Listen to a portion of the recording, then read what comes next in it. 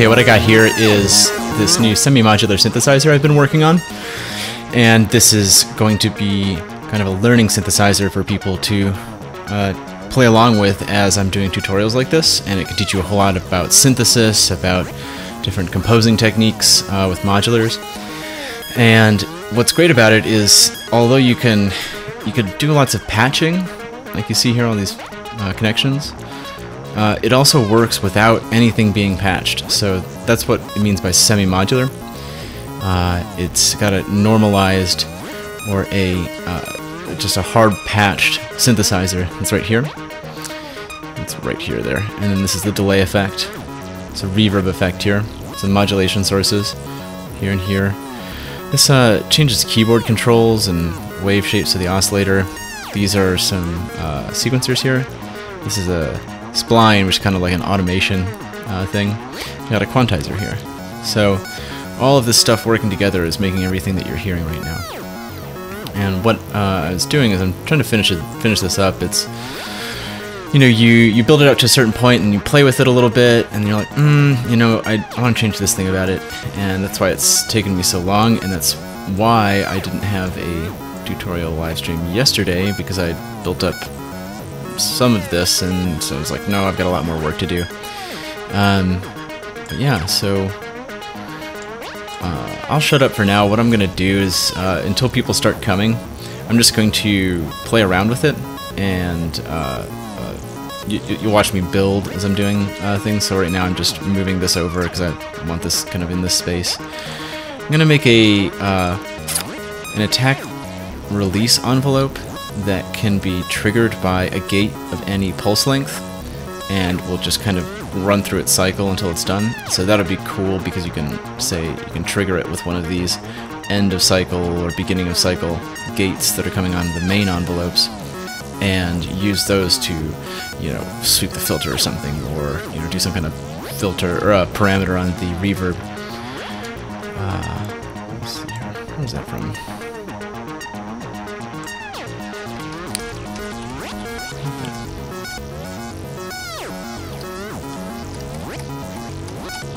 Trying to figure out where this came from.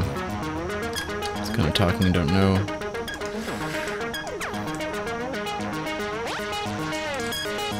Oh, that's just a random knob. Okay.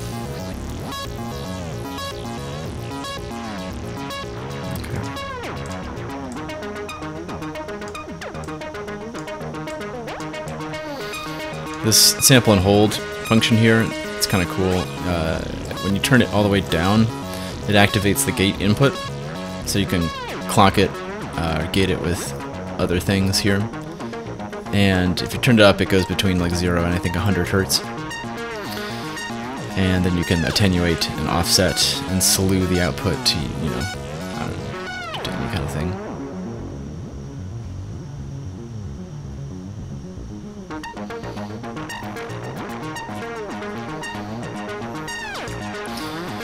So I think I wanted to make 2 of these, and then maybe have the other AD envelope here. I think I'm just gonna have one AD envelope.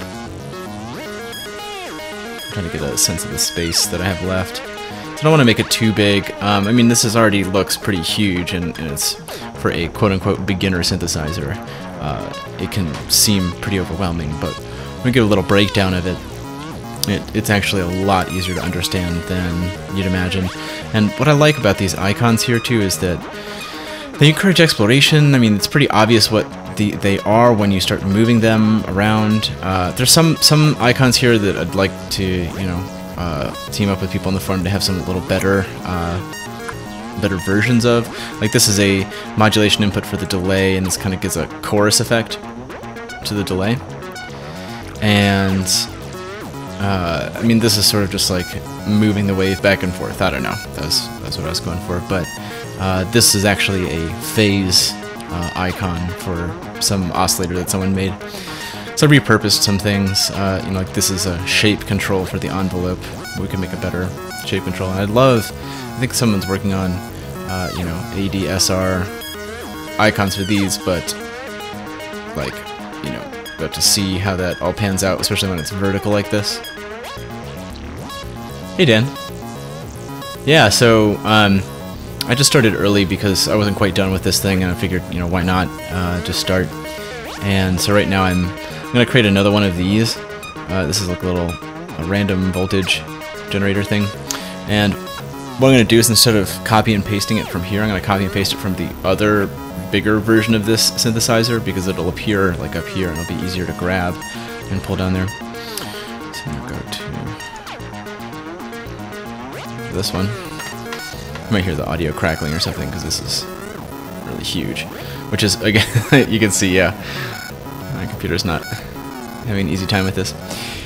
This is why I made a much more CPU light version. This is using, you know, like upwards 60%, 70%, and then this one, when it's complete, will use somewhere around 20 or under 20%, and that translates pretty equally to like the iOS 7 or iPhone 7 and iPad Pro, I think. There are some of the people saying that it was a little more on their iPad Air or something on the forum. I'm looking around for that sample and hold thing. Where I put it. Maybe it's... Oh, I know. Here it is. Yeah. So I'll copy and paste this. So that kicks back in. And this is a total mess right now, but when I complete the construction of it, I'm going to make it really logical and laid out, so you'll be able to read it really easily, and you'll be able to go node to node and read about how each section works on the inside. Okay. On top of this. So this is another one of those that's below, but there's some things I don't need, like I don't need this Hertz display. I just figured to forego that.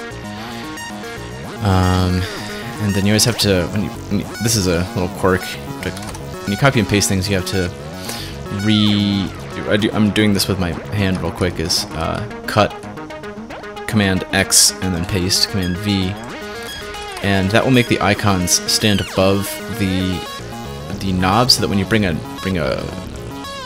knob to it, this red thing won't cover the rate or like the label that's underneath it. Little patch connection point. Same goes for gate stuff. Okay, so this one has to be above. Whoops. Whoops. Doing it in the wrong order. Whatever you cut paste last will end up on top of whatever it is. Okay, so see how this is up there at the top? If I copied and pasted this stuff, it would be right where this is. And then I have to like move it around and move it up, and I might confuse which is which. So this is the easy part, and I can take this.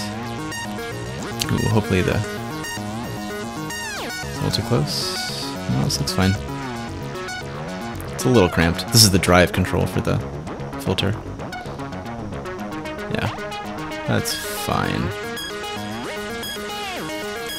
This is another reason I love the computer version, because you can zoom way out and just I can go grab these like this. Whereas for iPad, because you have to be zoomed in to a certain extent to be able to manipulate something. There's a standard in Apple's requirements, touch requirements.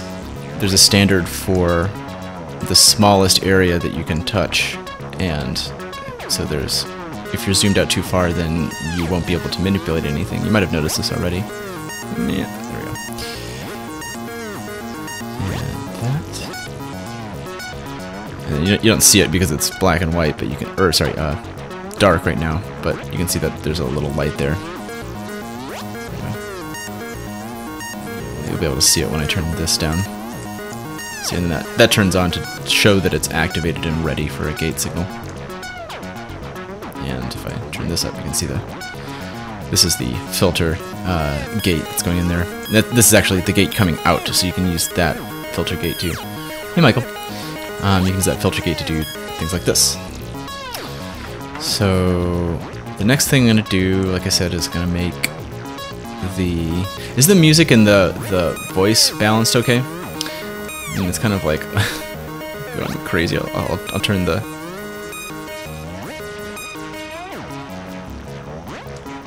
Some little variation here, so we're not just like listening to the same thing over and over again. Okay, so what I want to make here, I'm going to fit it right in here, is an AD, or an AR envelope. So once you pulse it, it just goes through its attack and release cycle. There's no sustain, no nothing, just attack, release. Cool. Thanks, Michael. Down here, I'm gonna fill up this space with some logic equations. Sort of like, here's a flip-flop here. This is nice for like flipping the notes that are on and off on the quantizer around with this gate that's coming out here. But then there are other cool like logic expressions you could have, where you could have, say, when this one is high and when this one is high, then trigger here, and then you can use that to control other things around here. But for now, I'm just going to do that AR envelope. So you get a little tutorial here on just how to make this module. I've never made one of these before. I've made an ASR module in the past, but that's not the same. So an ASR would be, as long as the gate is high, it will stay at the level of the sustain.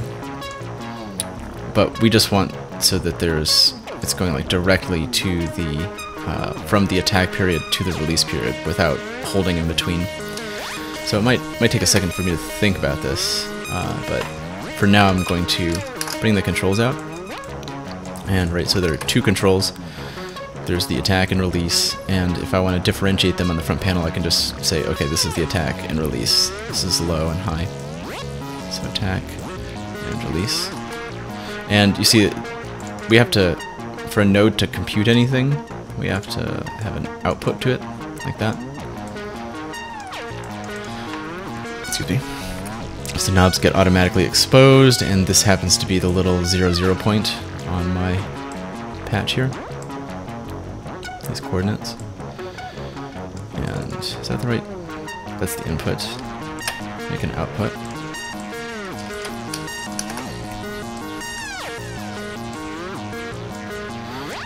Okay.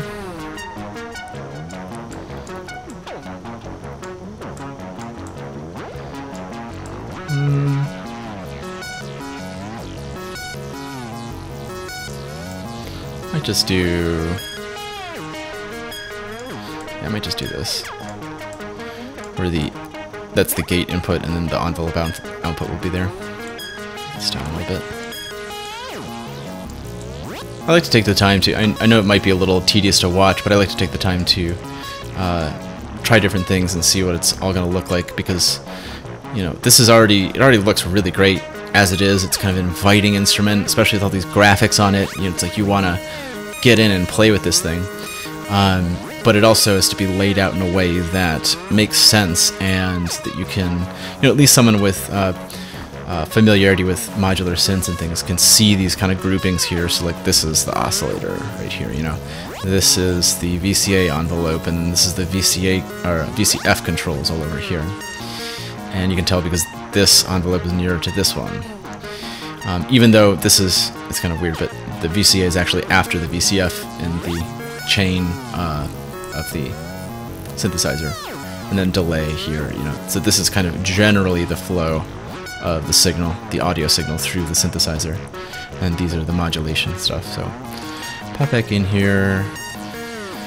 Okay, so we're gonna need a timer, and basically, if I have the difference here, I'm just gonna do something really slow.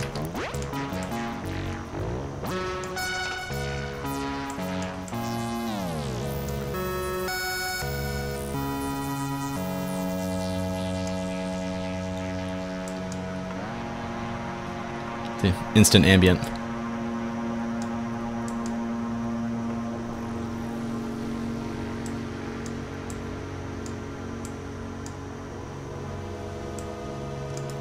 Okay, whoops.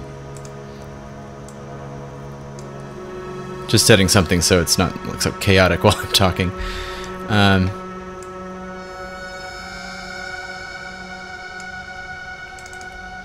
Okay.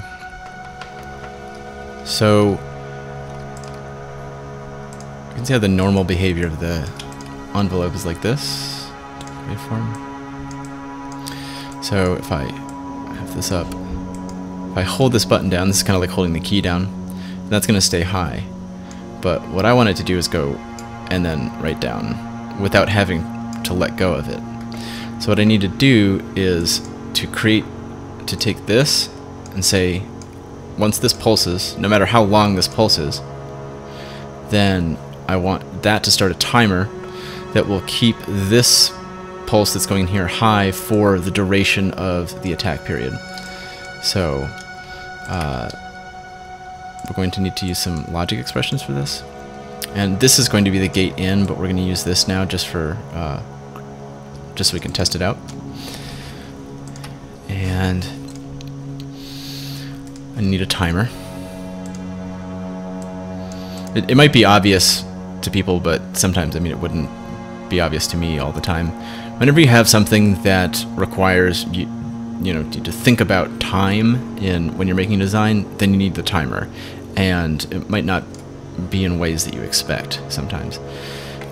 So like, you know, for example, if I go down here to the delay, the reason I have these here is that when you have really long delay times, if you're using them basically as loopers, because this can go up to 20 seconds, you'll be able to see like where the loop is like relative to each other, and in terms of like you can think about like, okay, I'm starting something playing here, and then I'm running out of time, and then now it's going to loop back like there.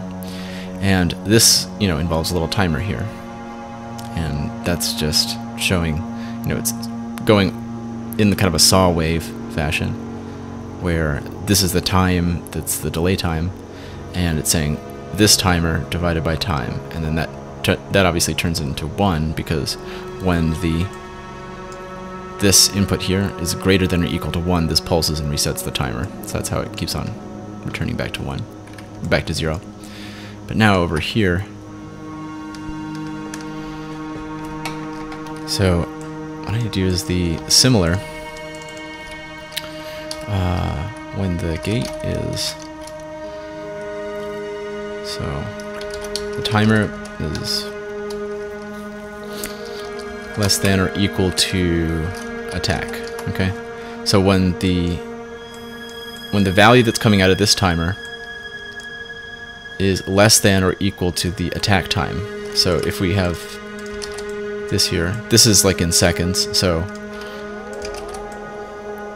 if we have that, so that's running up, and that'll keep running up forever until it gets reset like this.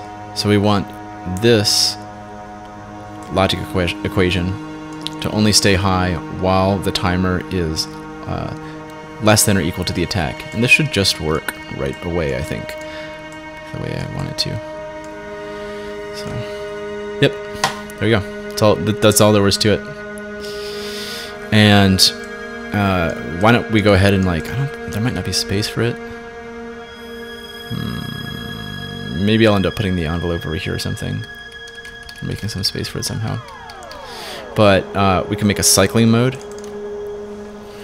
where we have this output, and instead of going into the menu and going into math and stuff, what I'm doing, if you're not noticing, is I'm double clicking on an input, and then that creates an expression node that I can just do from there. So when envelope is exactly equal to 0, meaning when it's when the envelope is totally done with its release period, then this expression becomes true. Okay, so it's true now, and then what I can do is attach this back here, and it should be, whoops, there we go. See, now it's cycling and oscillating, and you can change these. This is how a lot of, like, I think, might be wrong, but like maths, the make noise maths, they've got these slope generators where you can put them in cycling modes, and then you can actually you can decrease the attack release time so much that it basically turns into an oscillator.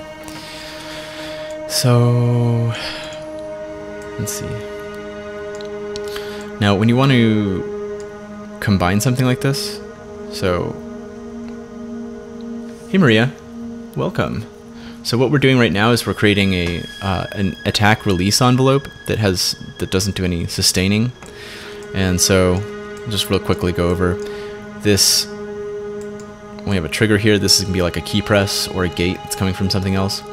When I press that, it resets this timer. And then as long as this timer is less than this, this holds the gate high on this envelope. But as soon as it's crossed that threshold of the attack, it lets go and then it enters the release cycle. So that's how it can go up and then down. And I don't have to, if I was just, if it was going straight in here, like I would have to hold it like that. Okay.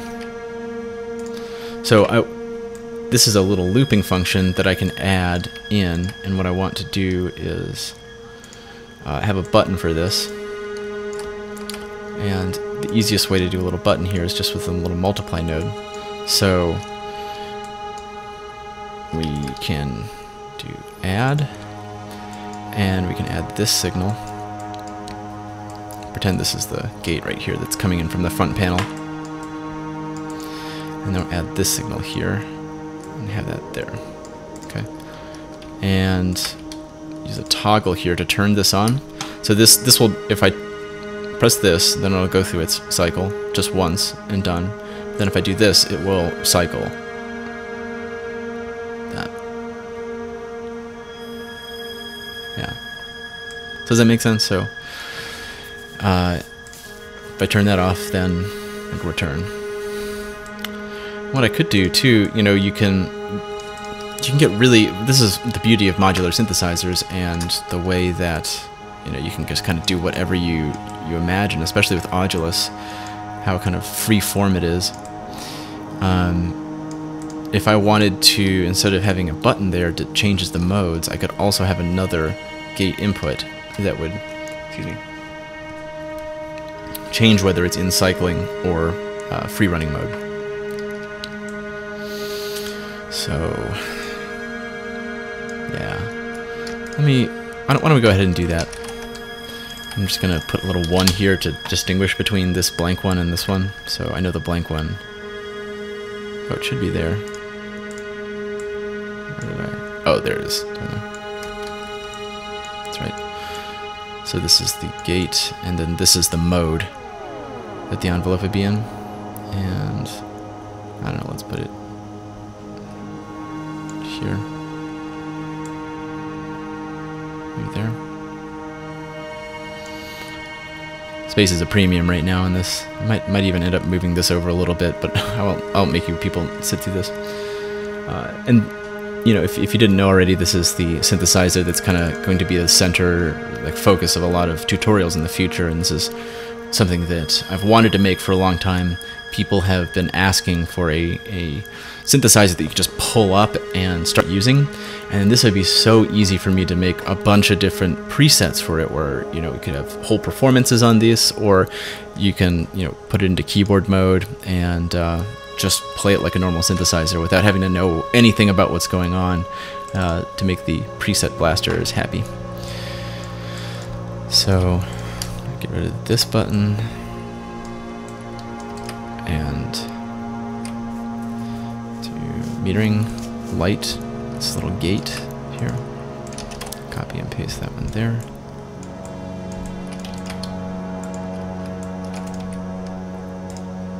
Oops. Put that one down there first. I can delete that because I know what that is now. And expose.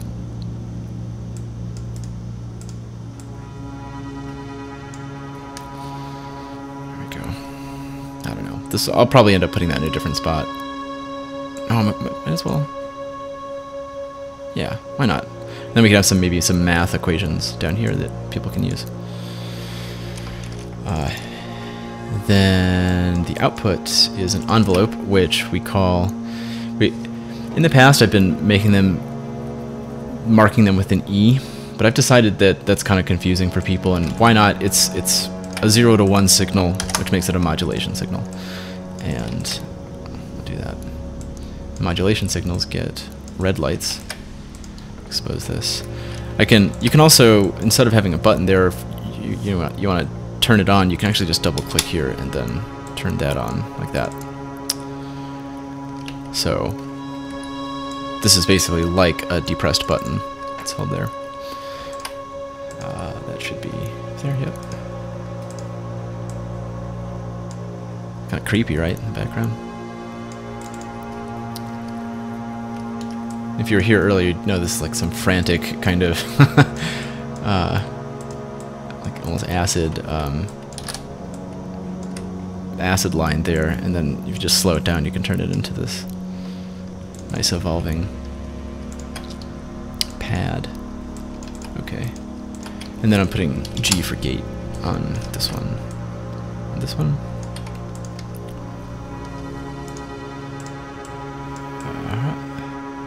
There we go. There we go. So this is the idea that I had, where you do this, and then I can say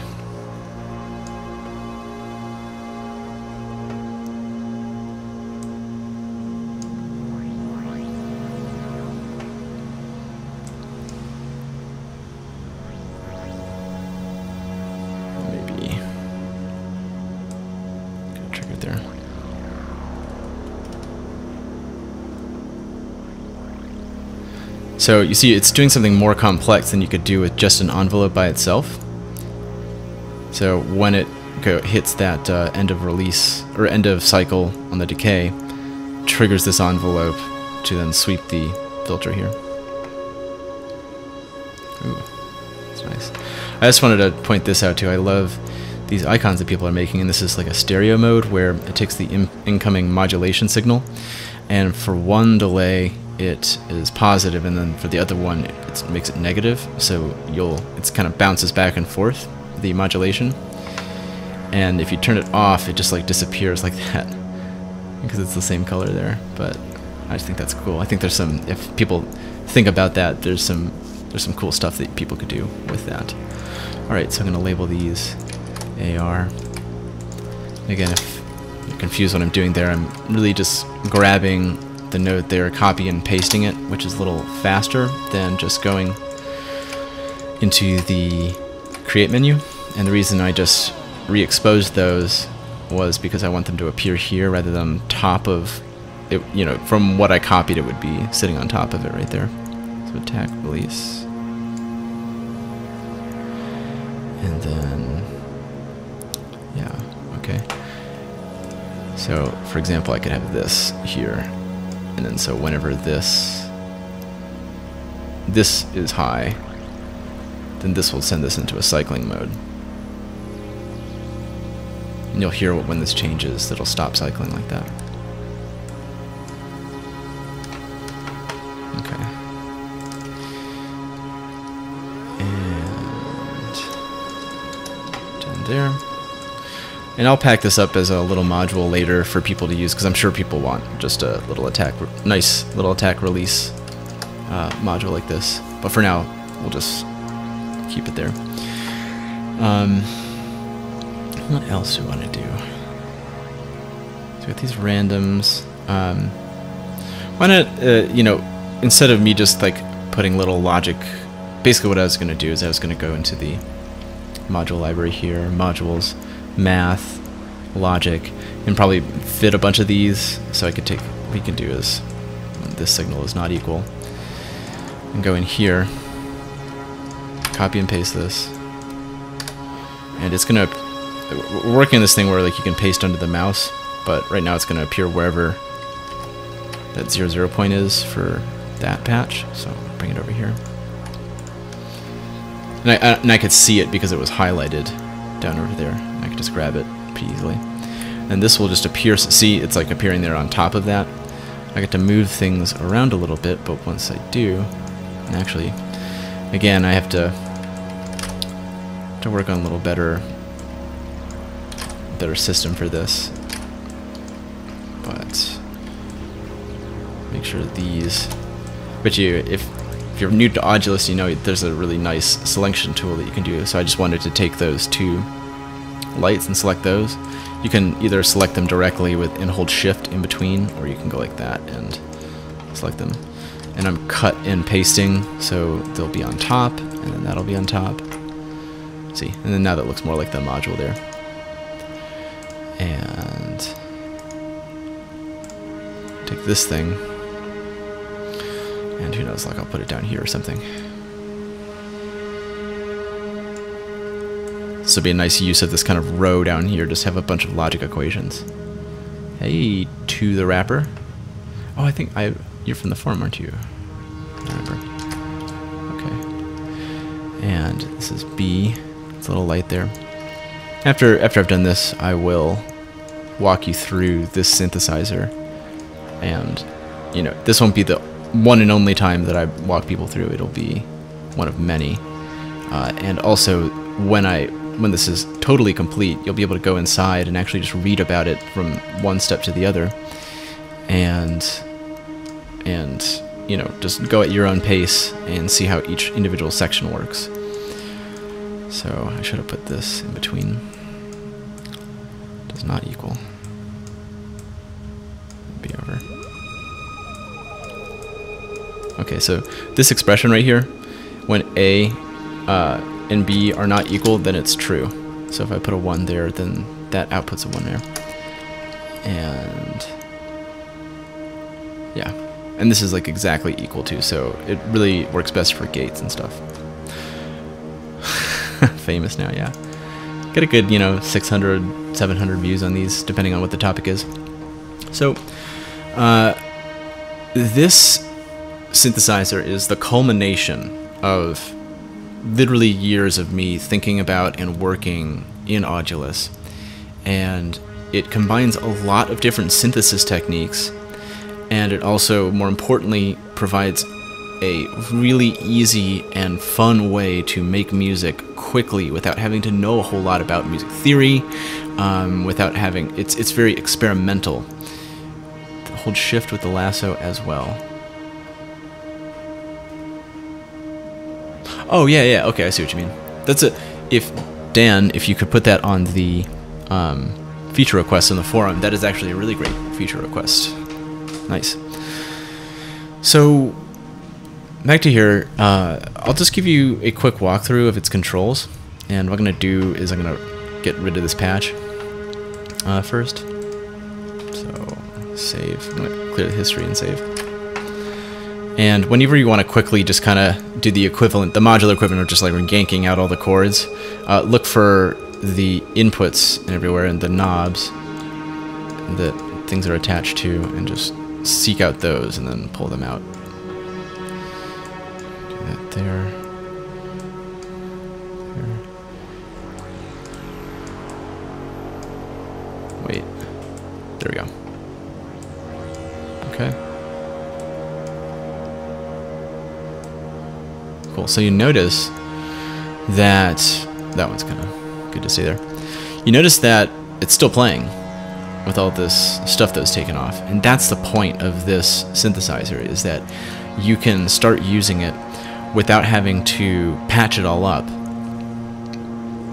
Oh, this is to the wrapper. This is something that I'm working on actually for you guys. So this will be a kind of it's a great way to just jump into Audulus without having to know about modular synthesis, and it's also a really quick way, because really, you know, when I sit down to make music, I don't always necessarily want to build my instrument from scratch, and this for me is most of the kind of stuff that I would be building if I was just making a synthesizer from an oscillator filter envelope and wiring them up together. So this way it's just all there right for you, right for the picking.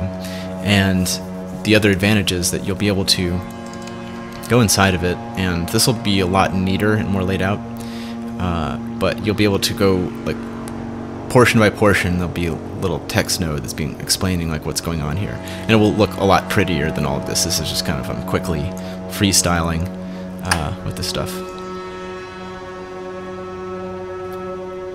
Oh, okay, yeah. Taylor Holiday is the person who created Audulus. I was actually an Audulus user years ago, and I just got really into Audulus, and you know, was one of the first people who were making really large and complex patches that really showed off the potential of Audulus. And then I just convinced Taylor that he needed to hire me to do this kind of stuff so he could focus on the coding in the background and you know, feature improvement and that kind of stuff while I do the customer service, the tutorial stuff, that kind of thing. So yeah, and I think it's worked out really well in that, you know, I don't know if Taylor would have been able to have rolled out as many features as he has for Audulus if you had been having to answer emails all the time. And of course you wouldn't have gotten the quick responses that you do when you do email us at support@audulus.com, or on the forum too. We're on there as well. So right now it's in this sequence mode, and you got this master clock here, and I can speed it up.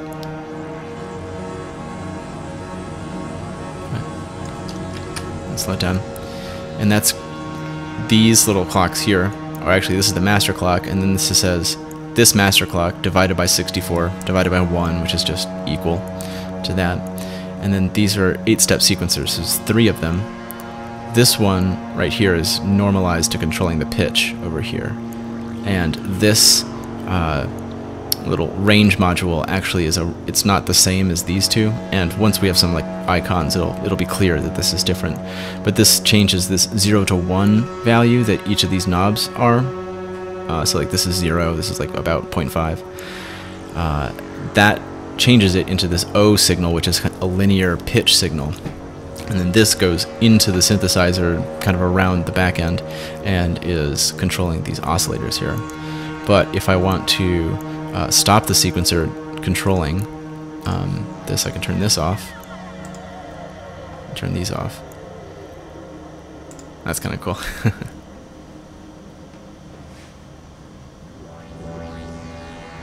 So now you can't see it, but I have a little keyboard here.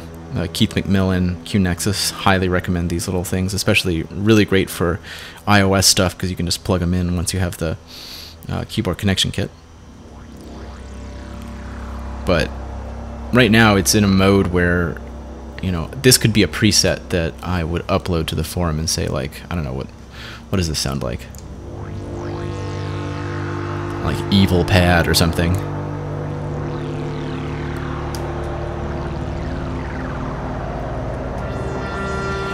And this by itself, you know, basically this could be a file and I could name it, have a little, you know, type a little name in here for the preset or something so you'd know it. And the idea being that, you know, you can just play around with it as it is. Or the way this is done right now too, that if you loaded this into the plugin version, or in the future when iOS, when we implement the AU in iOS, so you can have multiple instances of Audulus running, when you have this turned off, this is on for the sequencer. Actually, I guess this is turned on the keyboard control.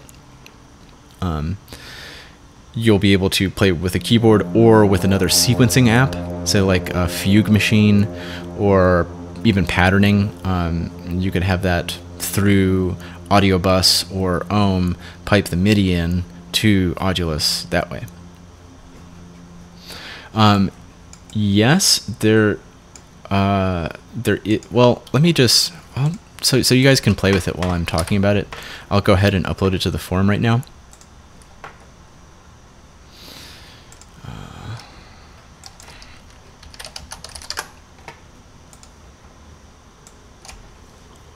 Okay. Whoops. There's already a discussion here. So you can actually, you know, as soon as you see this uploaded here, you'll be able to download it on your end. Where did I put that? It's in the iCloud drive. Yes. 0.08. 0.8. Okay.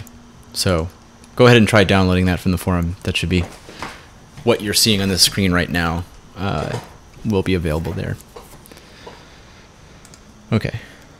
Yeah, there's a bunch of different versions that I uploaded. If you want to, like, you know, it's sort of just for posterity to show people how it developed over time. You can look at the earlier versions. They have fun self-playing patch kind of things going on too, but just so you can play with it for now. And if you're late joining this, it's almost done. I've got some more little features to add. It'll probably be uploaded sometime Saturday, Sunday at the latest when it's kind of done. Audulus at such a high level, yes. I knew absolutely nothing about modular synthesis before I started using Audulus. I had tried to use pure data before, and I found it really confusing, and I knew there were a lot of tutorials, but it was just boring as hell, and I couldn't get anything to sound good or look good, really, very quickly with it. And I'm not knocking PD. I'm saying that that was my experience with it. A lot of people make a lot of beautiful music and really cool instruments with it. I just found Audulus to be a lot more immediate and made more sense to me as someone who knew more about signal flow from guitar pedals and that kind of thing.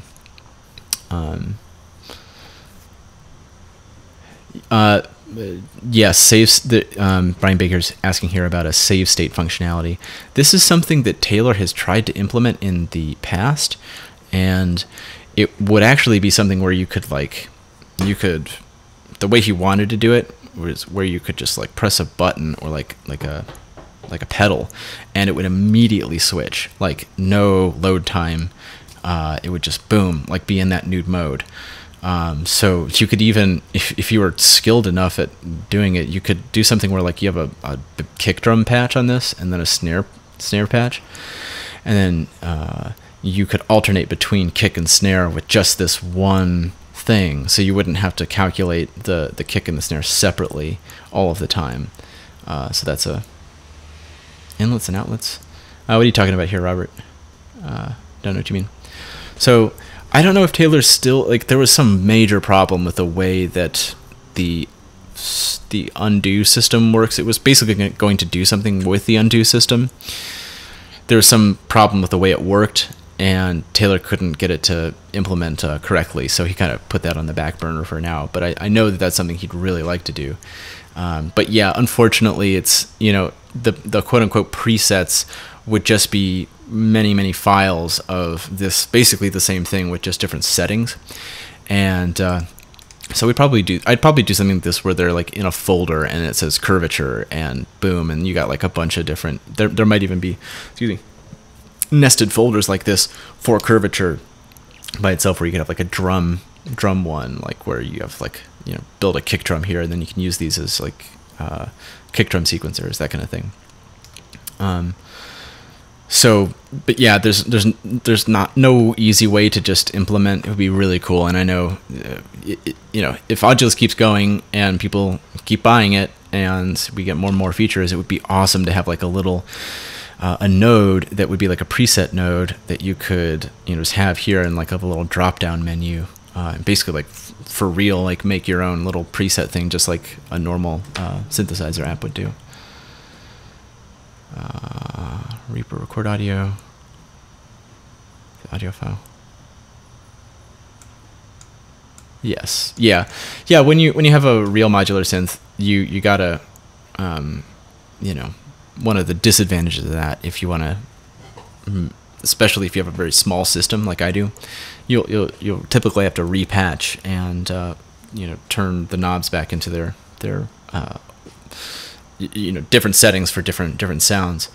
What's great about Audulus though is it saves those knob states for everything, so it's a lot more faster. You still get the flexibility of modular with a faster workflow.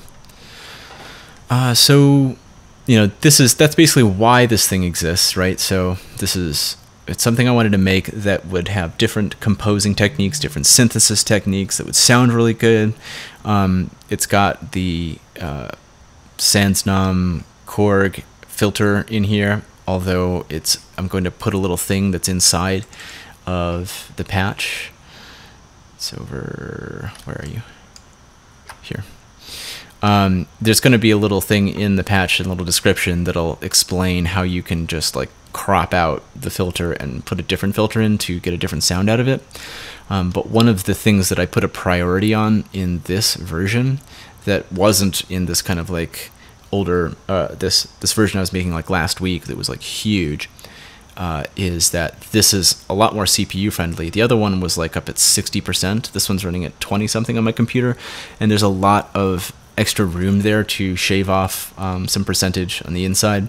So this should be able to run in basically every system that is able to run Audulus. Now, I can't guarantee that you'll also be able to run your DAW and another, Moog Model 15 at the same time, but you'll at least be able to pull this up and play around with it. And the idea is basically that this would be something that you could perform with all by itself, and you could. I'm going to make a companion module that does it's similar, but just a drum synthesizer with a bunch of different sequence options for that. So that'll be coming in the future, but basically, in the long run, why I'm making this for myself too is to have these kind of like, this would be the synthesizer. It's just a mono synth, and then have a drum machine here, and do a performance where it's just this and the drum machine working together, and that'd be really, really fun. Okay, so I'll just go down the feature set, left to right, top to bottom.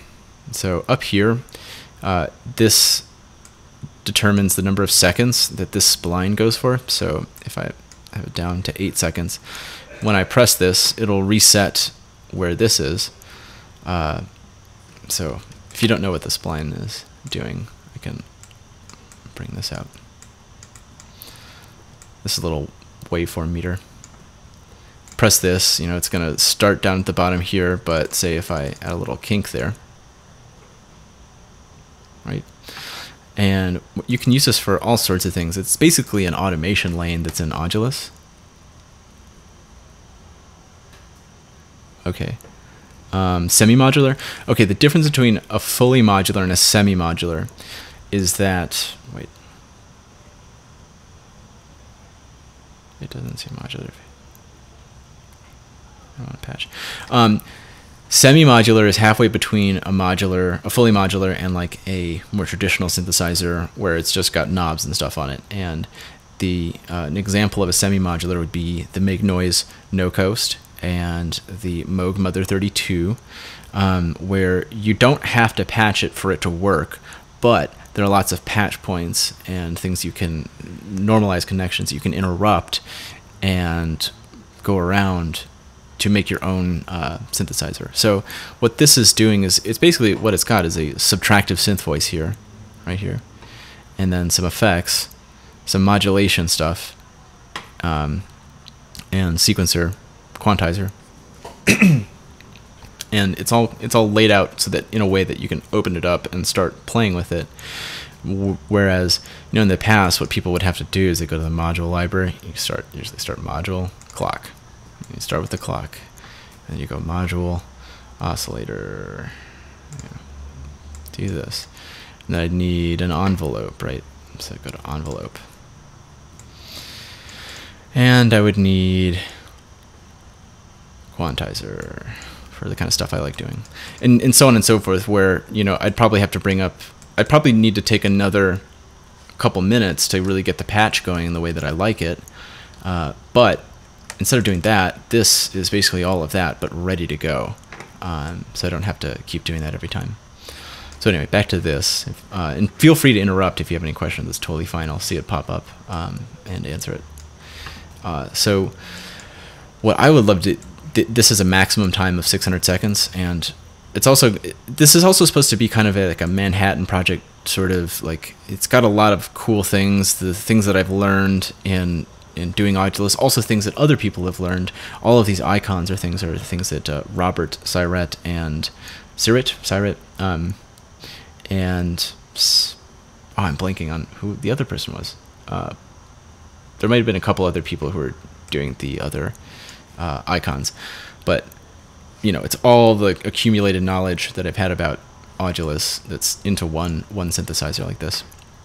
And one of the things I love doing most is kind of creating these self-playing patches. Yes, you. Yeah, that's great. A little assist there. Thank you, Stephen. Stephen created a lot of these. So I need another output here that is like the output of the timer. So you could basically have another. You could basically set this to 10 minutes, right? You could have like a 10-minute long song. There's the 10 minutes there and 600 seconds.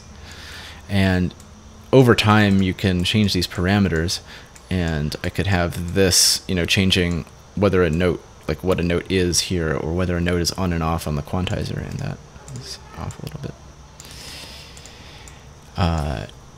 But you'd be able to sync up a bunch of these to this main one and use this to create a self-playing patch that's all on here.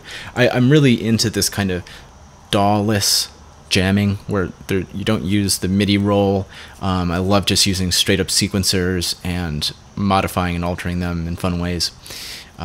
So that's kind of like, you know, the purpose behind this. So, and what's fun here is just that there's this little display, and no matter what, this is the maximum second time, but then these little markers kind of give you an idea of how many seconds it is into that, and then this is the total. It's 3.1 minutes for the whole automation lane.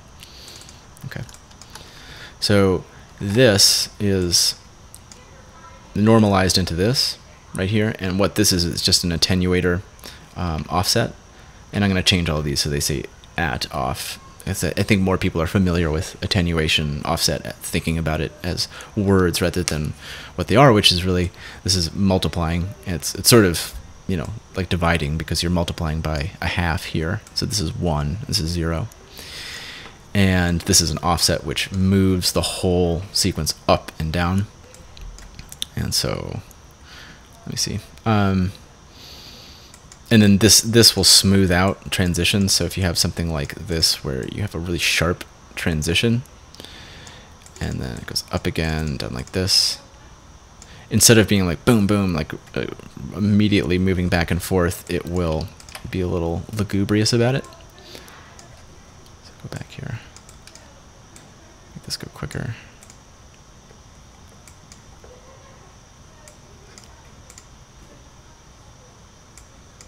Oh, I'm not monitoring. This is the unaffected one there. This would be slewed. See, there's so much slewed, won't even go past that.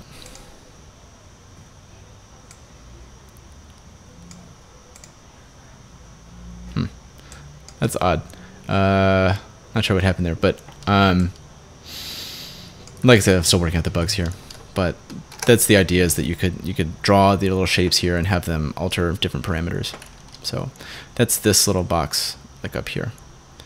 And then this, the reason you can take this away is so you can actually use this translator with something else. If you wanted to say, you know, this is being translated here, but then say you wanted to translate into a different range, you could take the untranslated one and put that there, and then, you know, put this somewhere else while using this other translated one for some other parameter like that. Okay, so the next little part over here is the quantizer, and right now I just have it on a pentatonic scale. It's easy for pretty much everything to sound nice when you're playing pentatonic. And, you know, the one thing that I think you could look up that would help you get the most out of this, that I'm not going to go into in this tutorial, is just your basic scales. How to make a major scale, how to make a minor scale, what pentatonic is versus you know, normal major minor. That's useful to know, and then that's useful to dial in the scales here. Yes, the knobs can be controlled by MIDI knobs. All you have to do is right click and then go learn MIDI CC. I think it'll actually work with my keyboard here. Whoops, no. I don't have like a knob on this keyboard here, but it should map to your keyboard, like a little knob that you turn. You just press that and it'll, you know, press there. So, yes, Brander. Yes, mostly hands-free. And the reason that these are knobs and not buttons, I know some people, it's a lot quicker to like boom, boom, boom, like to dial in a scale with the knobs, but what you can't do with the buttons, at least yet, is be able to modulate them directly. So I can do something like this, and this is a flip-flop, and what it's going to do, I can flip it every 64 pulses here. Turn this envelope down. Okay, I'm not hearing anything. Oh yeah, I turned the keyboard control on. So.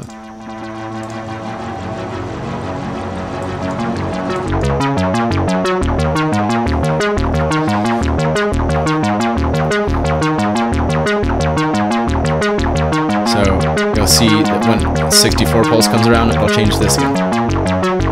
So it's a different way to shape your sequence rather than just using these. We'll get to that in a second, but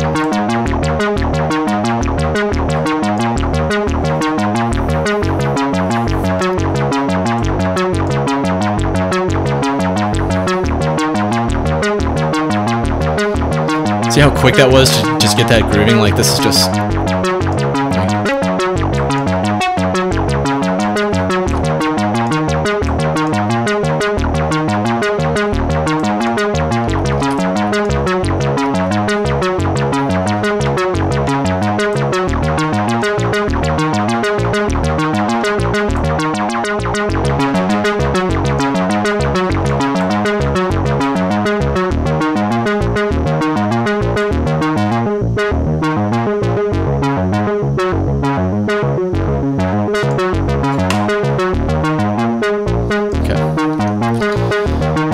to do a stop function for that clock too, when I think about it, but this sort of works as that.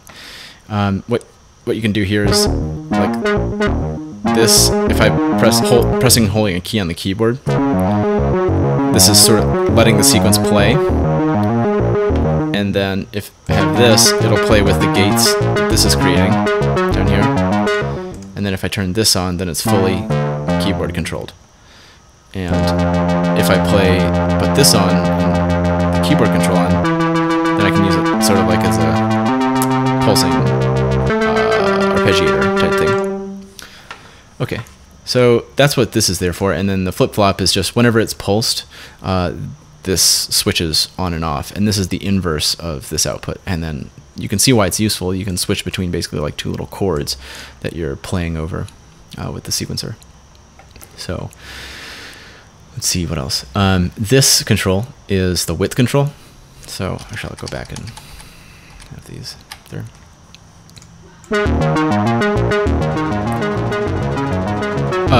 Tell me if you're hearing this in stereo. I'm not sure if it does some kind of compression where it goes down to mono, but it shouldn't. But so this is with full width in there. This is down to mono.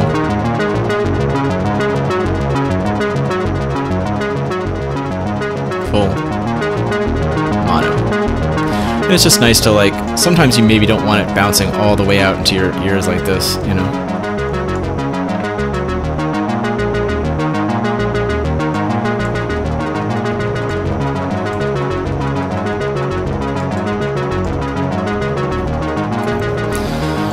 So that's the...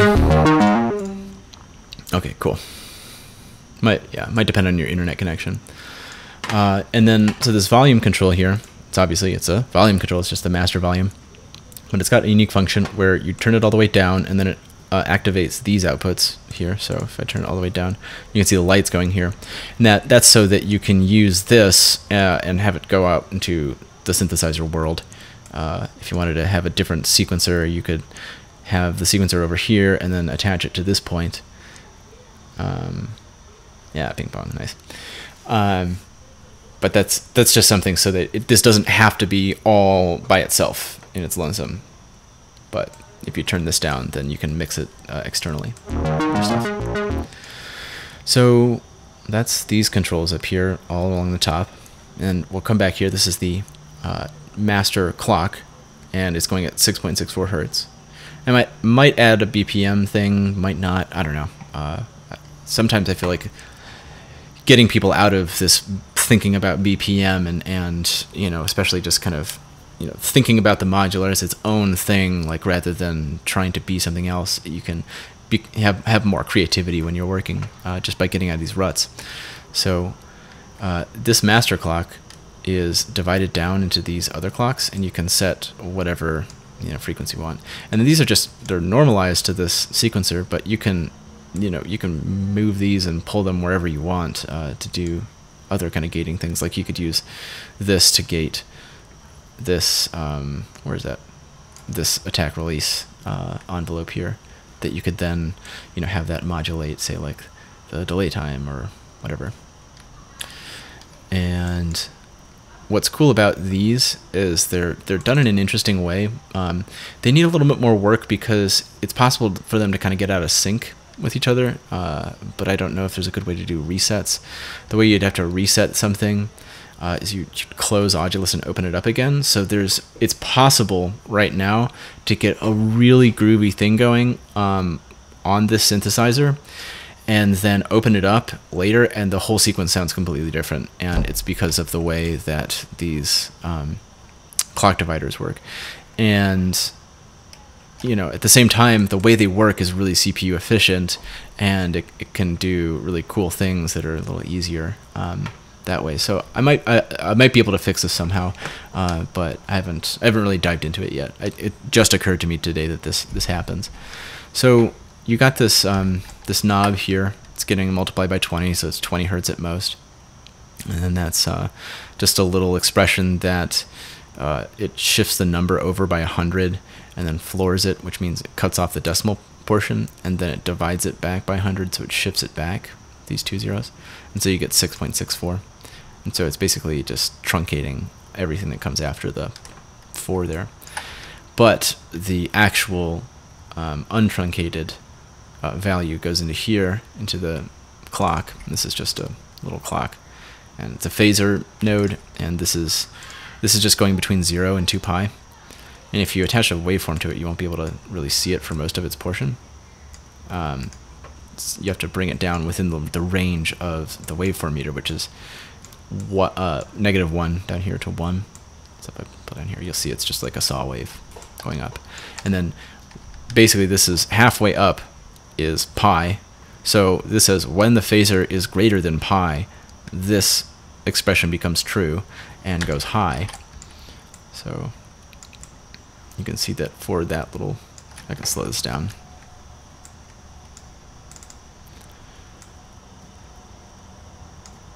Line them up. You see how it shoots up right when this crosses that 0 there, or that 2 pi that's in the middle there. So that's how that clock works. And then this clock signal, this gate, gets sent down to these little divider things, and this is just a ranging expression that makes the 0 to 1 knob go from 1 to 256. And if you want to change this, it's really easy. You just go in, and if you wanted to add more, you'd be able to add longer pulses, longer divisions. You could do that. But what's going in here? Shouldn't it start high? Yeah, probably. I don't know.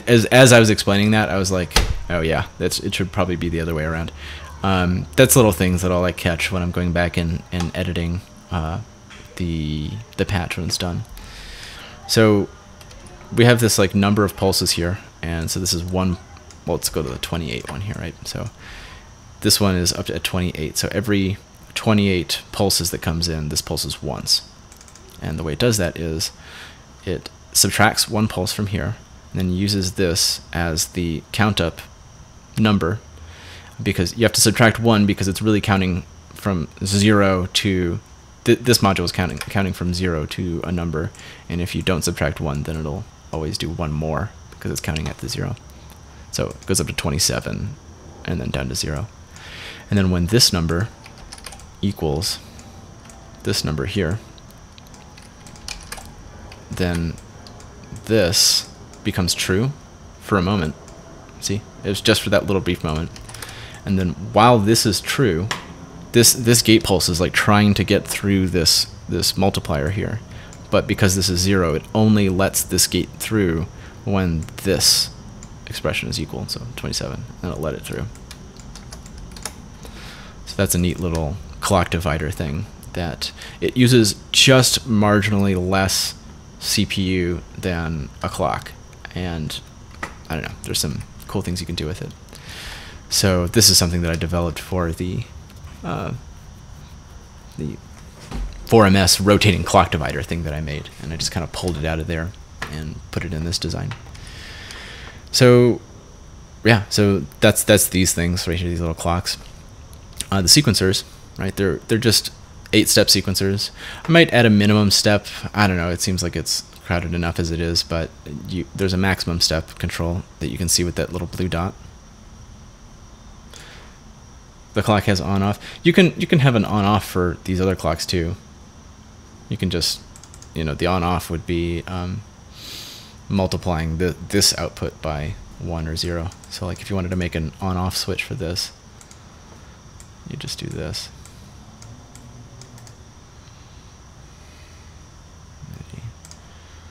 So this would be off, and that would be on, and that would let the pulse go through. And if you wanted to do it with a knob, actually,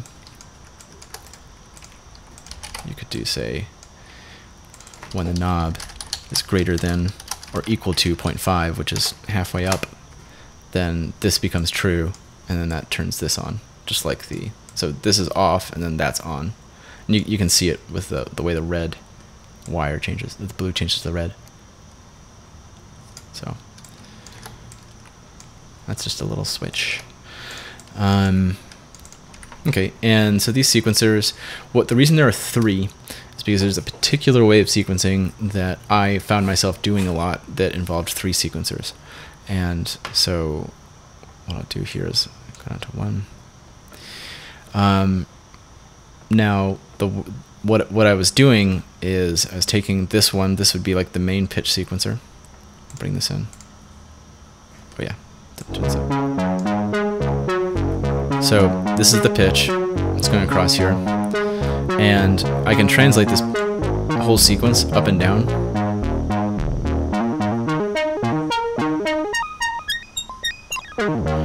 Or I can shrink the range of the sequence. So right now it's going over 4 octaves.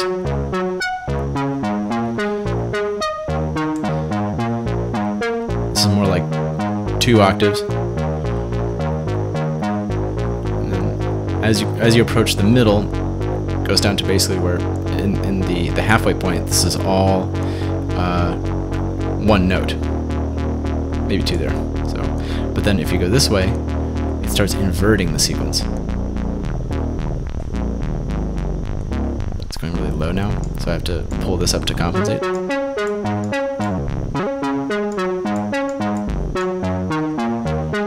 So it's the same sequence that you heard before, just inverted the other way around. And okay, so then we can add slew to this, get the pitch going. But instead of having this going on all the time, it's fun to do it just on accent notes. So I have this on the 7th, so that it'll always kind of go a little bit out of sync with the other one. It'll out of phase. I can use this to control the slew.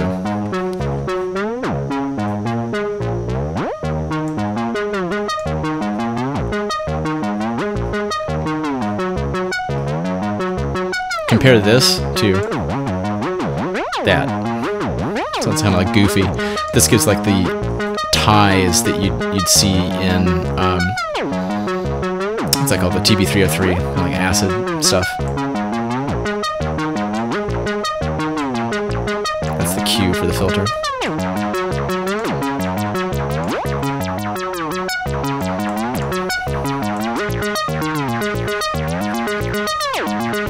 Okay, so this is playing the same sequence over and over again.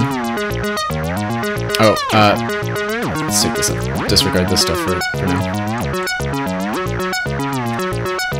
So it's just going to keep playing this sequence over and over again, and this will sound a little different because it's kind of off, and then basically this is slewing different notes. But if we want to translate the whole sequence up and down,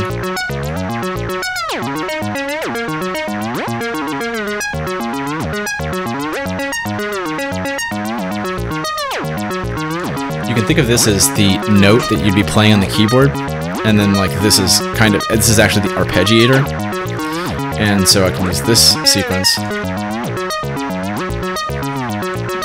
bring this down to just 2.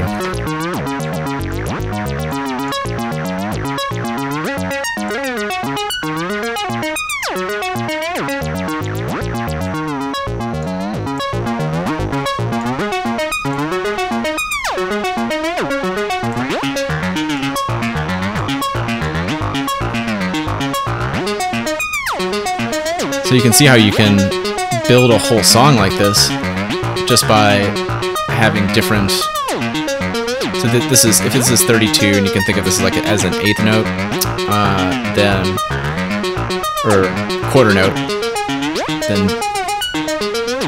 Sorry, I had to think about this. If you want it to happen like every 8 measures, and you're thinking about this in 4/4 time, put this at 64. So it'll stay on this for 8 measures. 3, 4, 5, 6, 7, 8, 9. See? Then it switches over there. Oh, word. Yeah. It's all of the tutorials are archived on the channel, and I've started at like 5:30, I guess. So yeah, and then there's all these other tutorials that I've done on different topics. And there'll be a lot more on this one, too. So just with these 3 8-step sequencers, you can have a really super dynamic, like basically like a song straight up, you know? And, you know, you can also do stuff where you can use this to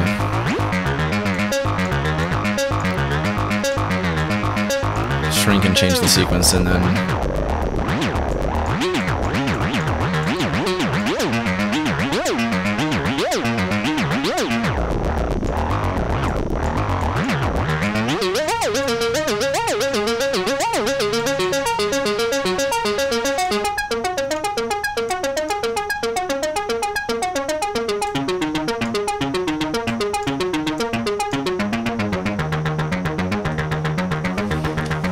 so right now I'm controlling this, shrinking this sequence, the range of it, and expanding it with this sequencer, and then I'm translating this sequence up and down with this sequencer.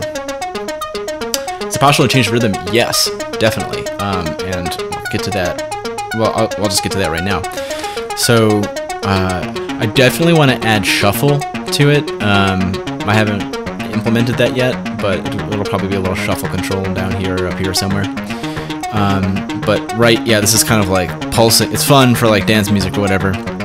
You want to add some like variation to stuff, right? So what we can do is say if we want to add some random variation to the filter. So this is the same thing that's happening up here, except this is pulsing this clock here. Sorry, this envelope. So if it's set to 1, then they're all synced together. But some cool stuff can happen when you do this.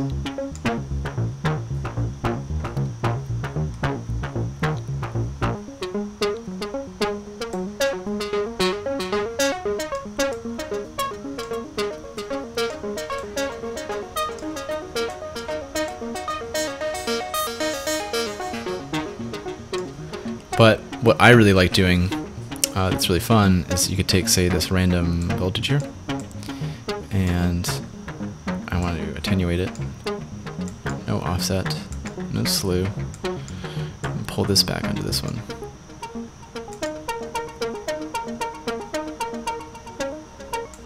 I can actually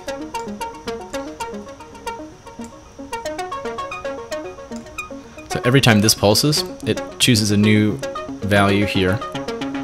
And so it's just randomly changing its own rhythm that way. And what it's doing is this is still pulsing on every beat, but then it's pulsing the filter. And this is a great way. One of the main things I'm going to be talking about is how to like get really huge sound out of a mono synthesizer.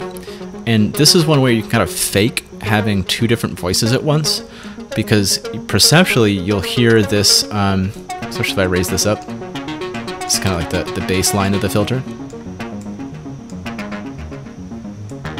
So perceptually you hear that little bump, bump, bump, bump in the background when the filter isn't being pinged. You hear that as a different instrument.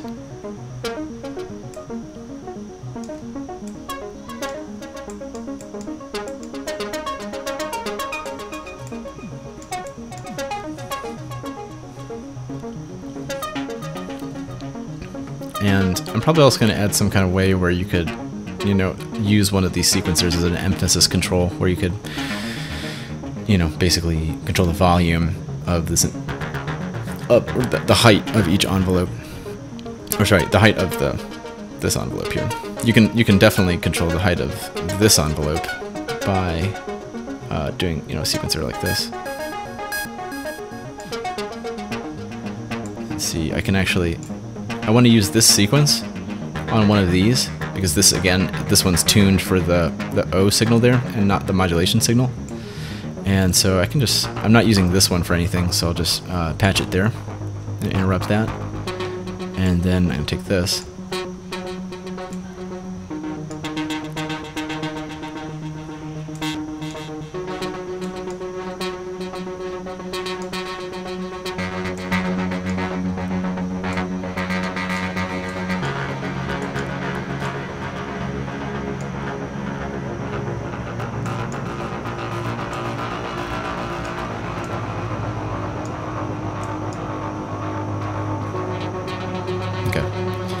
So that's just answering that question, is it changing the rhythm? Yes. And we'll come back to, actually I'll just leave that up there.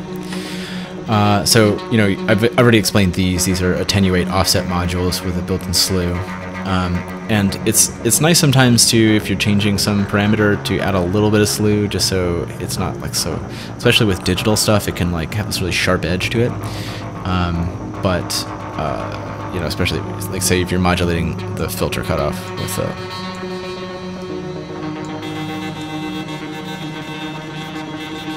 that kind of sounds nice when it's sharp, but that's without.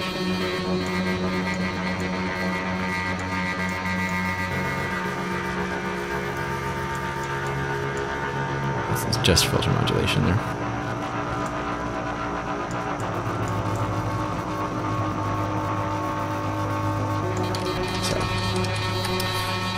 Now on to this stuff down here. So we'll talk about the oscillator now. The oscillator is really two oscillators together. And actually, let's do this just because it's a lot going on.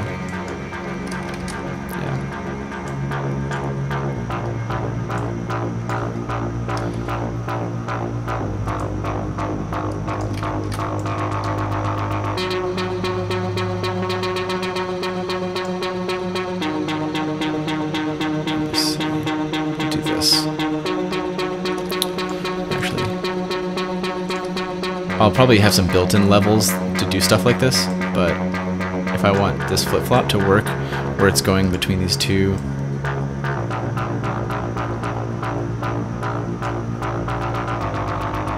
that's going between one,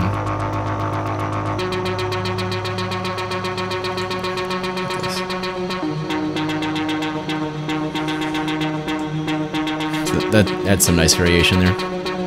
So what I'm doing is this sequencer is getting pulsed every 6 pulses from this one, and then I'm using that to control the flip-flop here, and then the flip-flop is alternating between basically 0 and the 3 right there. So why not go ahead, we'll add a little this little LFO modulation here. And this will do some stuff so we can talk about the oscillator. Okay. So the oscillator, there are 2 of them here. This is oscillator 1, oscillator 2. You can fade in between them, and the relative loudness of each oscillator is indicated by these, the green right there. So if it's halfway up, it's basically both green the same way. And what's cool about them is it's a morphing oscillator. So this is sine, and you can go to triangle, saw, and square. That sounds nice. And what I did was, so for the oscillator that are built in, there's only a shape control for the saw and the square wave. For the saw wave, it kind of does this octave doubling effect, and for the square wave, it varies the pulse width, which you can kind of see in this little illustration here, and that changes the timbre of the sound. So if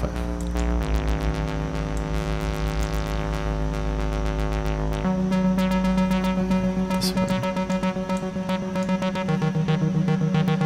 you can hear the difference there.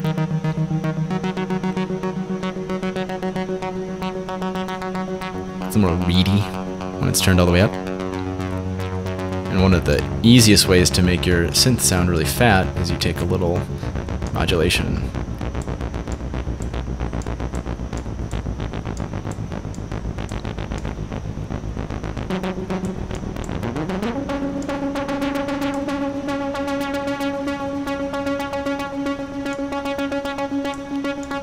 So here's without the modulation.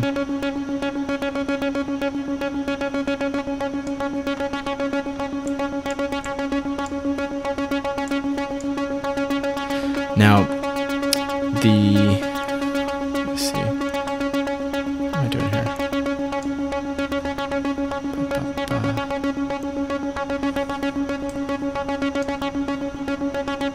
Just curious why this is only playing one note. What I was doing wrong. Oh, yeah, duh. There we go. I somehow severed that connection there.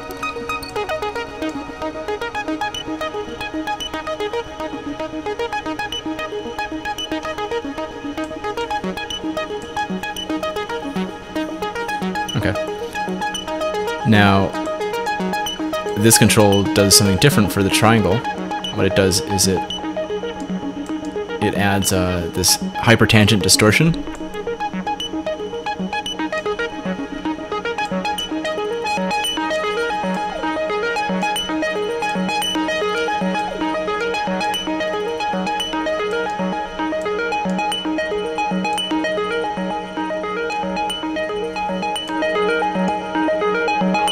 Okay.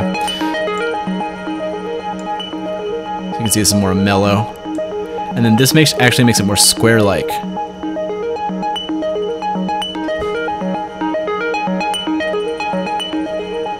And you can tell if you look over at the light here, the light changes to indicate the shape control here. Now, one of my favorite ones is, I don't know why I haven't used this more in my patches. I just fell in love with this recently. It's the sine wave folder, and it's a really simple effect.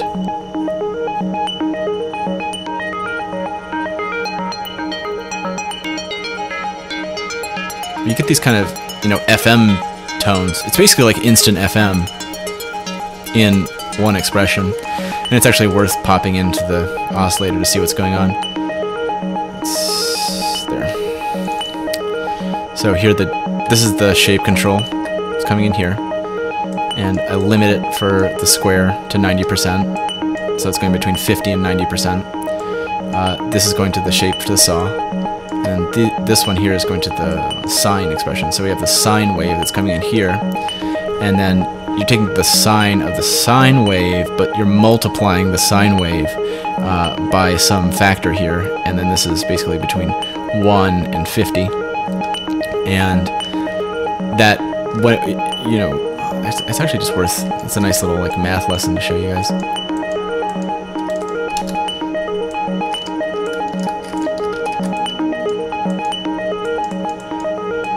What it ends up doing to the wave. It adds a lot of harmonics, and it makes the sound really rich.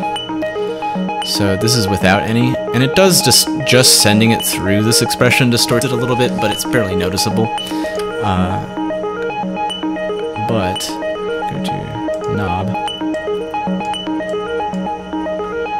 Actually, let's make this slower.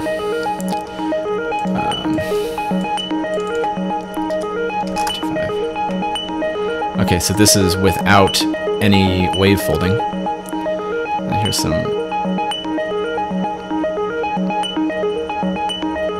See, that's really, even just a little bit, it's dramatically changing it. It's no longer a sine wave, that's for sure.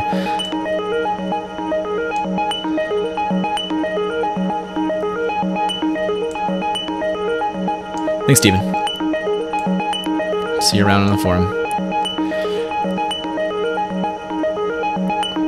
So, you can see how this is just taking the boring old sine wave and really turning it into something kind of crazy. And especially if you like modulate this too with an envelope. Ooh, I haven't tried yet. This is one of the reasons I wanted to make this thing. Let's see.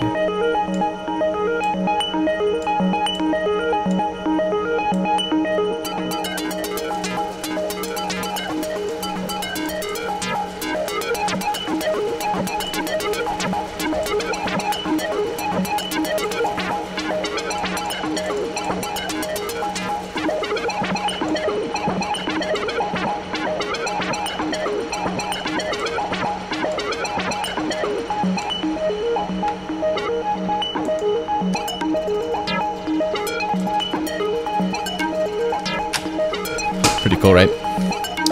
So those are the different shapes, and you get 2 of these, so you can morph. And this is a detune control here, and if you have them half and half, what this is going to do, it's going to push this one sharp and this one flat, and they push it away from the central pitch. So instead of just making a whole note sharp, a whole note flat, it kind of stays around, hovering around that note. The modulated Maria, yes, it's actually should be in the effect distortion. I think it's just this wave folder here. Yeah. So this one goes up to 100. And you can actually have the mix of the two. That's another cool way to get different sound out of it. So that was under Module Library, Modules, Effect, Distortion, Wave Folder.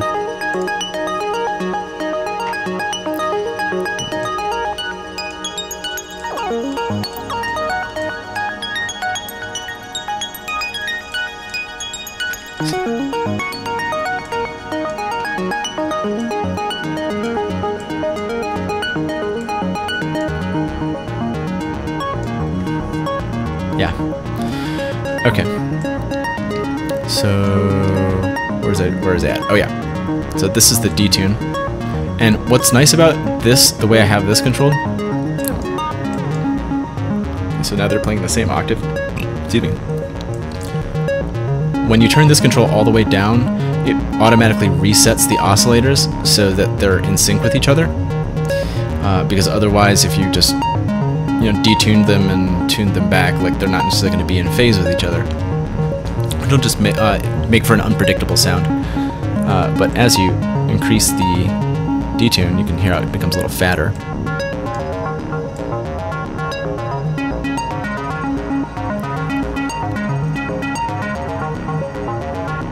And what you basically get is a chorus type sound. And chorus is an effect. Obviously, it's named after the effect when many people sing together. They're never going to be all in total pitch with each other, and it gets this kind of warbly sound to it. And the way that I have pretty much in all the modules that I make, I try it so that like halfway up this is where like most use is going to happen on this side of the knob, and then on this side of the knob is the more extreme uses. So.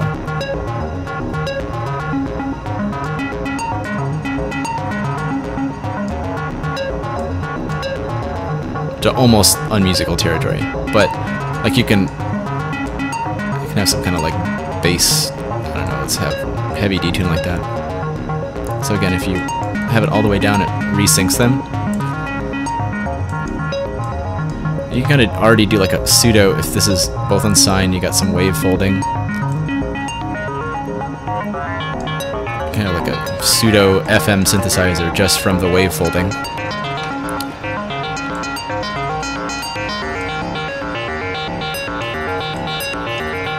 Okay.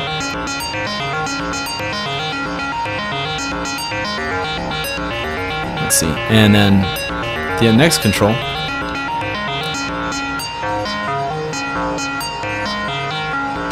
down here this is the pitch for this oscillator. And so you can tune it to a fifth or whatever interval to this oscillator as you want.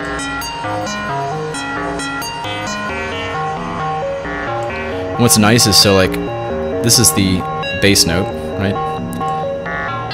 And then this is that detuned note. I'm gonna just tune it.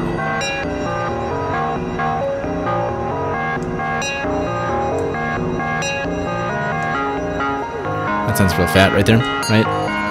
Then I can bias it back to this note, where you're going to perceive it more as, less as a chord or like a two-note kind of sequence together, and more as like this is an overtone of this one.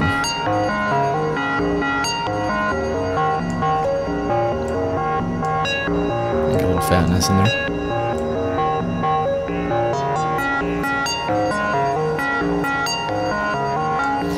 Thank you to the rapper. Now, and it goes all the way up to an octave above. And this here is the master tune, so this will go down an octave and up an octave. And that's just so, like, if you have another instrument that you're playing with and you want to, maybe something weird you're doing here is making the pitch inconsistent, you can tune it that way. And then over here is the noise, and what's cool about this is instead of mixing noise in, it's actually fading back and forth between the noise and the oscillators. So if you have it over here, you have no sound coming from these oscillators. It's just this, and you can do cool things like this, and I'll get to this control over here and the filter in a bit. But believe it or not, this is on the filter that you're hearing that pitch. And it's all, the only noise that's going into, or the only sound that's going into the filter is this noise. Okay. So it's fun because you can kind of like, I don't know, you can kind of end a song by fading out into noise like this, in a way that, like, this would be difficult if you had individual level controls for all these oscillators and stuff and had to like do that. And it's nice to just have sometimes just a little bit, adds a little kind of grittiness to it, to the edge. And this down here is the sub oscillator. So this oscillator is one octave below this main one here.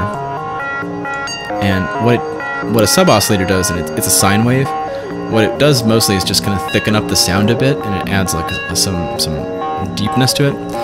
And again, this one doesn't just mix the sub oscillator in, but it actually kind of pans between them, and instead of panning all the way to the sub oscillator, it'll just pan to fully mixed. So it's hard to tell, but these oscillators get quieter as you mix the sub oscillator in.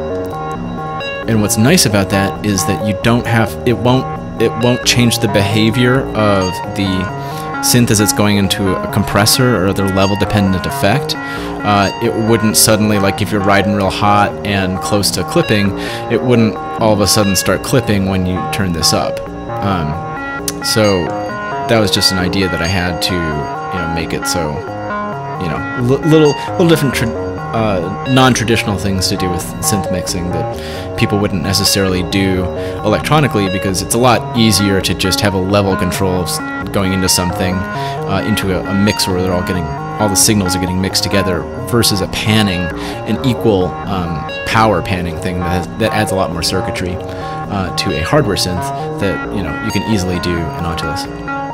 So back over here, this is the FM input, and I guess I need to read up a little bit more on FM, but the way that I have this arranged, it just makes it easy to do some kind of vibrato. And so this will cover a whole octave of modulation. And what it's going to do is I can say, like, I can take a triangle wave from over here. And, okay. And if I take the same one right there,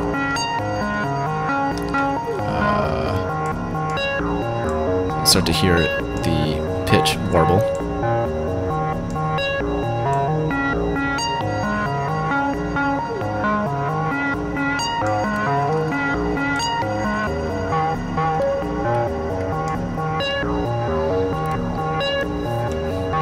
And you get into FM territory, frequency modulation territory, when you have this going really fast.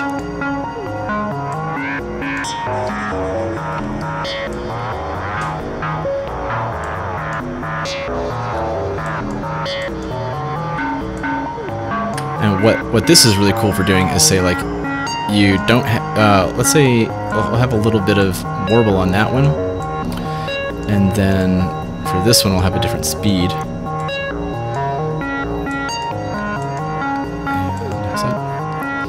And remember, we're panned a little bit in such a way that, like, we're mostly hearing this oscillator,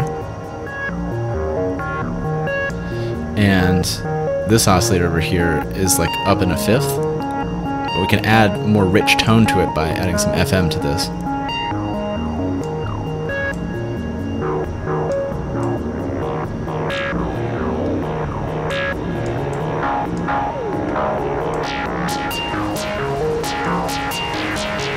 So this more becomes like almost like a texture,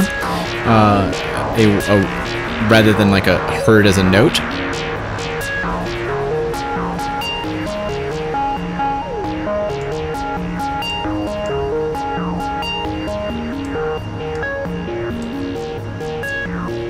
So you see what I mean, where it's in the background there a little bit, but it doesn't dominate the whole thing. That's what's nice about this function, to be able to fade back and forth like that. Okay.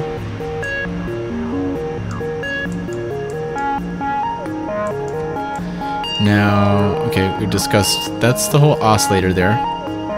Again, it's two different oscillators that you can wave shape, and it's, I guess I didn't explain this totally thoroughly, but you can really smoothly fade between these wave sounds.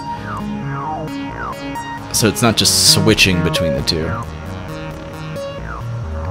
It's changing the harmonic structure of the oscillator. And you can easily do something like this.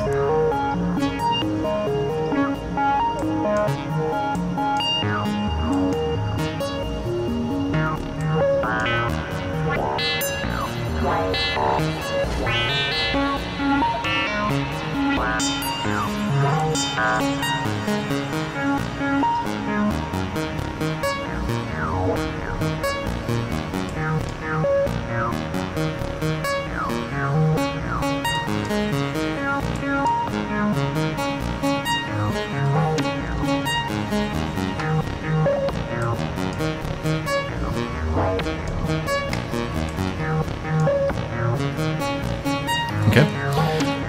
So now that we have the oscillator covered, we'll look down here, and this is the keyboard control. I covered it really briefly earlier, but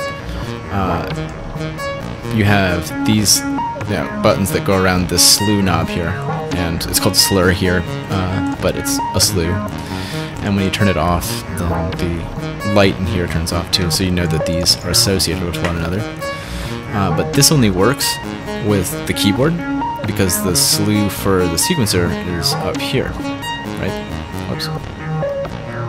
So changing this won't change anything here, because we're hearing this. If we want to use the keyboard, then we turn this on, right? And we turn that off. So this is like the master clock control that's going in there. That would be these two. Now when I have it in this mode, then I can play the keyboard that is in front of me.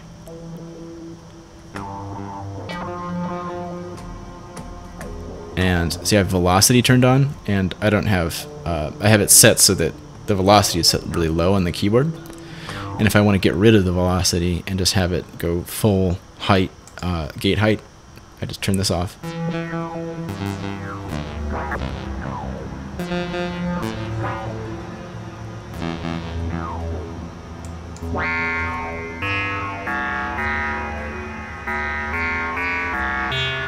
And I guess I should have a gate output for that keyboard, because then I could do something where I'd use that to trigger this. But I could just do this too.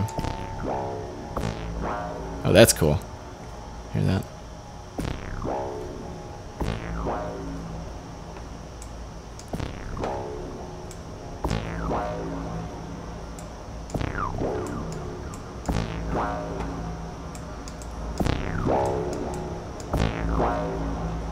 Yeah. You hear this like...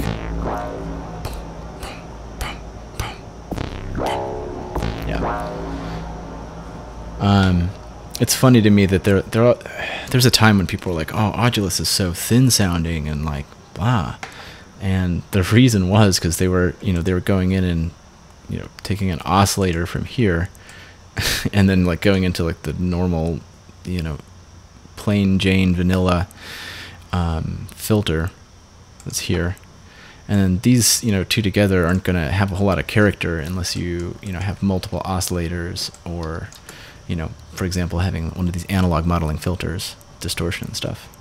Does this have a quantizer? Yes, that's what this thing is up here. You can see it flashing there. That's to the wrapper. And this, it's going through this right here. And if you have the A selected there, when it's 0, that's an A.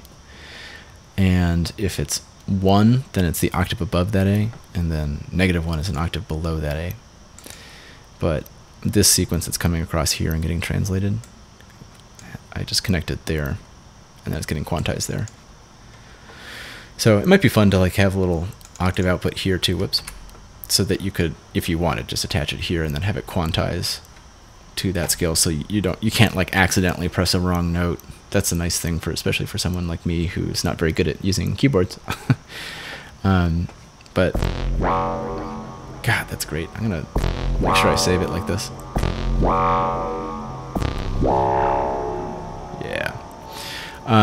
But I could also have the keyboard control, but with the clock on. So.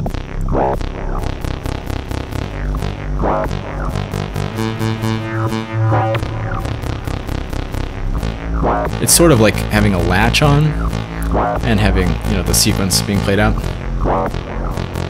That'd be cool, like if you have this synced up and maybe this is controlling your drum machine, and you can real quickly just hit it and go do something else with your hands in another.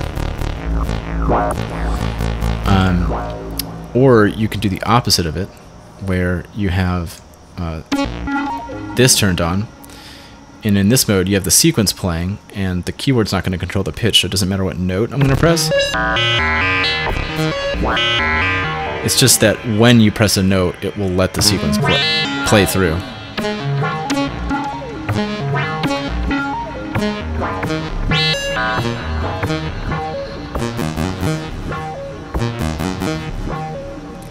So that's, if you go between those two modes, you can get, this is the sequencer mode,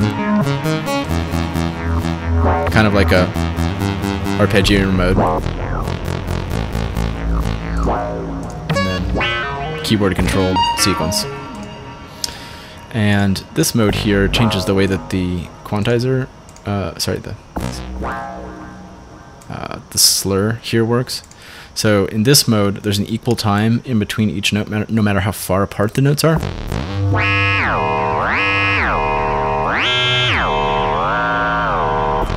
Okay. And in this mode, it'll take longer for the notes to glide up. Versus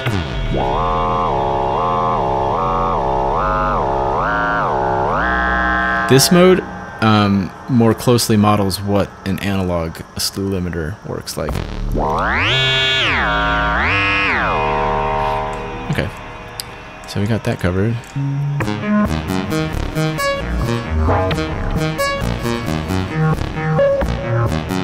And so turn this down. So moving on, we've got the envelope section. And we have a VCA and VCF. This is the VCA, this is the VCF. I know it's confusing maybe, but the VCA is actually coming after the VCF in the chain on the inside. And that's so that you can modulate the filter and have it, you can have high Q self-resonating and have it still be gated by this envelope that's controlling the VCA afterwards. If the VCA was before the VCF, then this would be ringing all the time. Okay, so you have your ADSR typical controls, attack, decay, sustain, release. But what's nice about this is that you have these beginning and end of cycle pulses. So The beginning of cycle pulses might not animate every single time, but they're definitely there, and you can pull them out and use them to, say, control like a flip-flop. So you can see that alternating there, excuse me, every time a note is played. Excuse me. And mostly what these are good for is like you want to make a more complex envelope where you could have this going to this attack release envelope, and halfway through, or you know, at the end of the attack period, you have the decay, but then it's also doing its own envelope over another parameter. And then that's how you get monster sounding pads that are more complex and like evolving and bigger sounding than just plain old like subtractive synthesizers. So that's a nice little tip there, and we can go more into that another day. And so this control right here, this controls the maximum time for each the A, D, and R settings. These are the 3 time-related parameters. Sustain is just a level that it sustains to. And so what's cool about this is controlling the maximum time for both of these envelopes. So if I have it down to more like staccato-like sound, like this, I don't have to also like adjust both of these envelopes against each other. They keep their kind of ratio to each other. So this will always sound like a little bit of a plucked filter.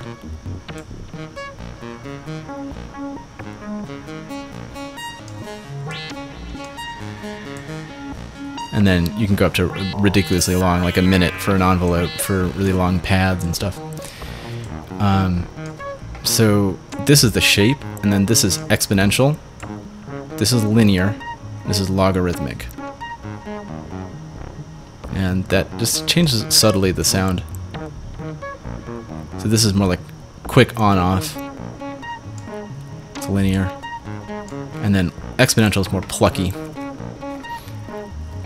Okay, and then these down here, I explained these a little earlier before, but basically this is, you know, the master clock, and then these are going at a division of those master clocks. And this is the pulse that's coming out of those. And you can use that to, you know, do another parameter, turn something on or off, flip-flop. And this is how the main way that you could like change the rhythm of the sequencer and get it to like, say, skip a step, or you know, just have different polyrhythms versus the filter versus the VCA. Now, we explained this earlier, but this is just an attack release envelope. If you came late, we created this while people were watching. I think it's over here. Where was that? This patch is so big I kind of lost it in here.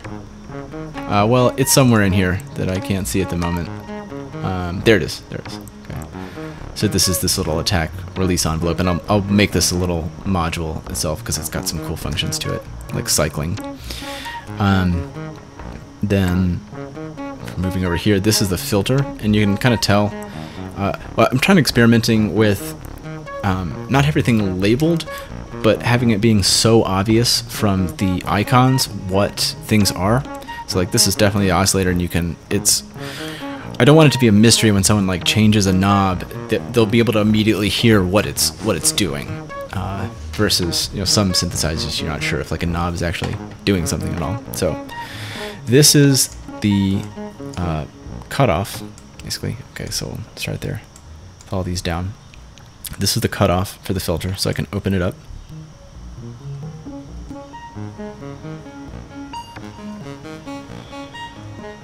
Right? And what this is doing is it's setting like the baseline for the filter. So it will never, if I have it up here, it'll never go below 200 hertz. And so it'll settle down once I add this envelope in. Always return to that 200 hertz point. And it's subtle, but there's a difference that you'll hear when someone is sweeping this filter part and decreasing the bottom part of the filter versus decreasing the range that the filter is the envelope is sweeping the filter over. So that's what this is. And this is what I mean by like a normalized, like semi-modular synthesizer. Normally you'd have to, from the envelope, you'd have an envelope output and then you'd put it to the filter. And then you'd have these little, you know, a translator module that might translate the voltage of the filter to the correct, you know, range that you want it to go into. Some nicer filters have a little built-in knob that does this exact thing right here. Now this is the Q for the filter, or the resonance, and that just increases the volume of that little frequency, the cutoff frequency, right before it goes into attenuating the frequencies past that. So if you need to know more about how Q and stuff works, we can do that in another tutorial about filters in particular. And this is the really exciting thing about this filter that really does something different than most other filters do. So this is FM for this cutoff point, and what it's doing is it's looking at the sub-oscillator here, and it doesn't matter if this is turned up or not. It will just use the volume, or use this wave, which is an octave below this one, and use that to modulate the filter cutoff. And what it's doing is, right now on this side it's all envelope, and on this side it's all filter modulation. So I can go half and half, and you can tell it adds the most obvious thing it does is it adds a little distortion. Turn this down. This is envelope. Halfway, it's a little bit of both. That's just the sub-oscillator.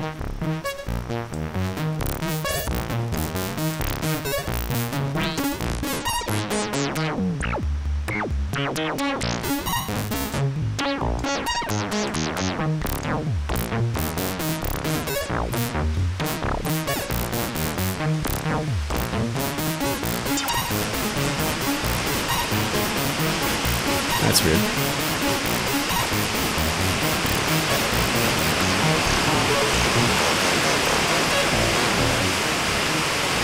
Where that buildup is coming from. Oh, I thought that was in the synthesizer. It's just raining really hard outside, and my window's open. Thought something was like getting out of hand. Oh, I love it. The rain here is so beautiful. Sorry, it's a little loud, but it's kind of a hassle to close all these windows at the same time. I'll just talk a little louder. Okay. Then another really great control that this has, this filter, is it's got a drive control. So this is like reducing the volume by half. This is the straight volume as it's coming off of all these oscillators. And there's a little peaking, yeah, totally. This little peaking indicator there. So right now it's not peaking, but let's get up there. There's a little clipper function in the filter that'll distort it. Yeah, totally. And the gain is most noticeable when the Q is turned up. So if you want to hear more of the resonance of the filter, you can turn this down. But then if you want to hear more distortion and more of the signals coming in, it basically kind of tamps down on the Q.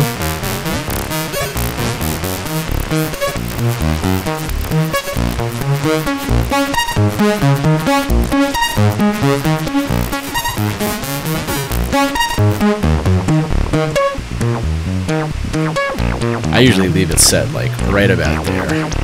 Just catch a little distortion, but you can still hear the resonance there.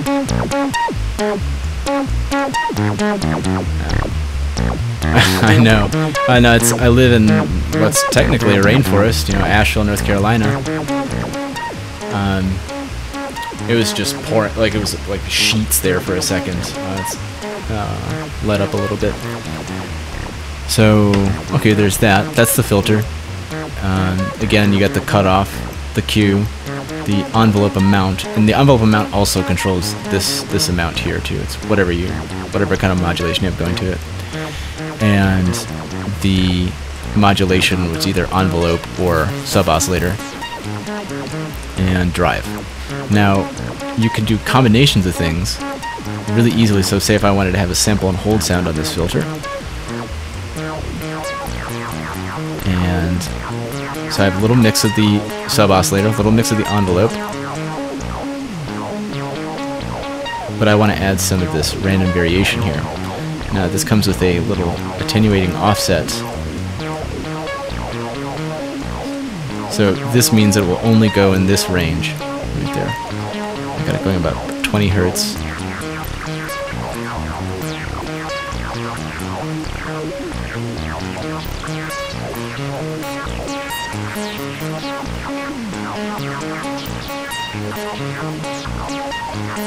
And that's kind of a random sound, but if I wanted to say it like every time the filter is plucked, to pick a new voltage there, so I can bring this down, bring it to here, and then you see how there is no green in the background here? It's because you have to turn this all the way down. So every time that pulses now, it will pick a new value.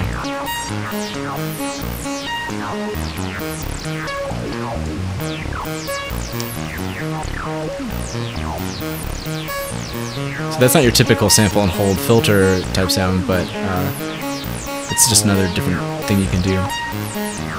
And like I said, you can add even more modulation to this. So like I could say, modulate the Q.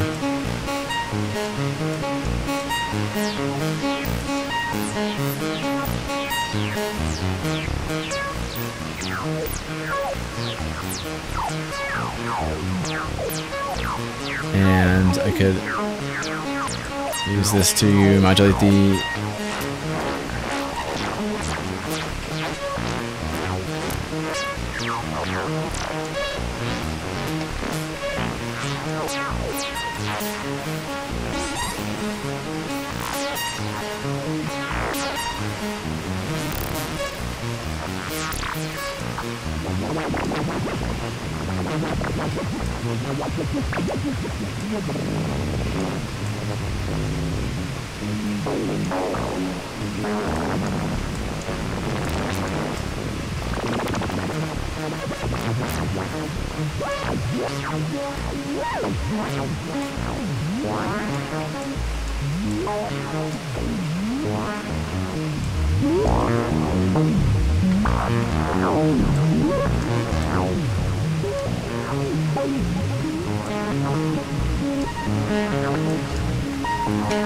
So this is something that would be tough to do unless you had like the most, high-end filter with all the CV controls. You have the sub-oscillator going in there. It's just like a complex patch that you would have to set up. It would take time each time you set it up, even if you're doing it on Audulus or you're doing it on your Eurorack modular. But having all these controls there and just being able to real quickly just pull a little modulation over is really nice. I like that. So that's one of the things I fell in love with about Audulus, just being able to real quickly modulate something like that.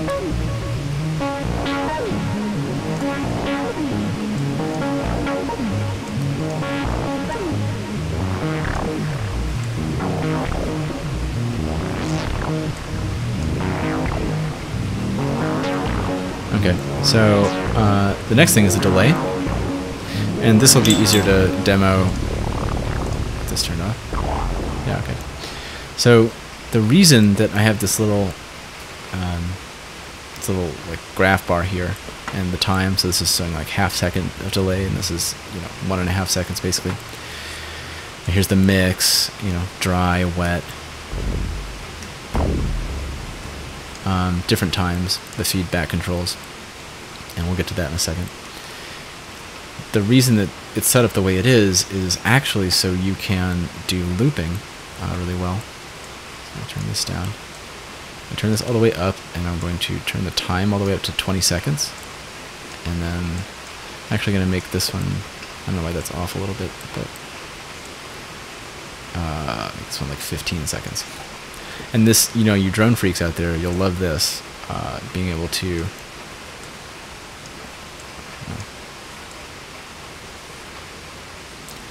so let's start. and then turn the feedback all the way up, and then it'll turn this digital delay into a looper.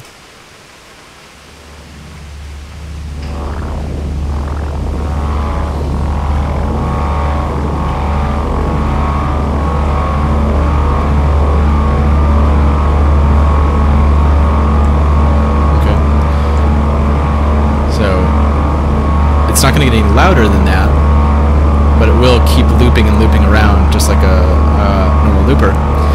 And again, what I love about this thing here is I can set this I set a little drone that's going in the background now, and that's just going to keep going. But then if I'm going to play on top of it, I can just really, instead of having to change all of this stuff, I can just move this one knob and get a more percussive sound.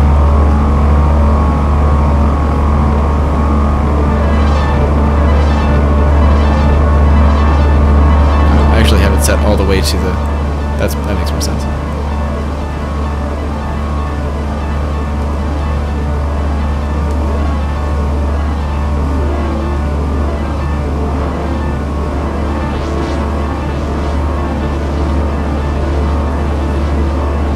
So I could get a cooler sound going if I practice before I just kind of randomly pick that stuff out.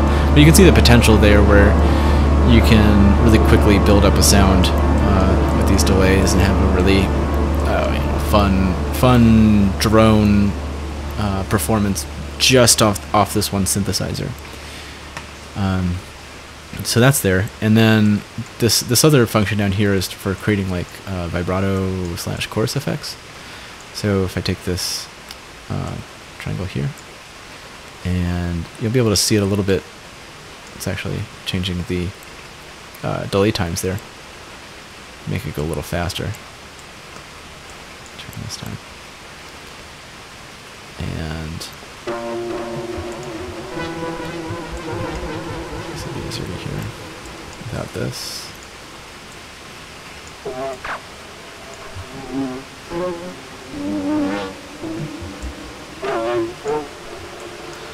Turn this stuff off.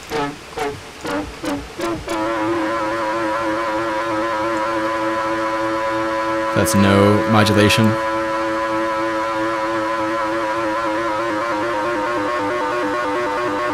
That's full modulation. And you can also do, if you slow this down,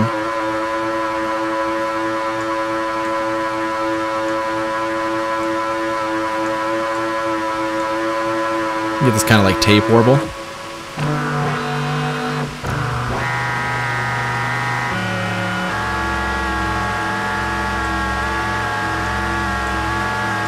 Right. Now what this does is it makes this signal coming in, it sends it sends it unaltered to the left, and then it inverts this signal and sends that to the right, so you get more of a stereo sound.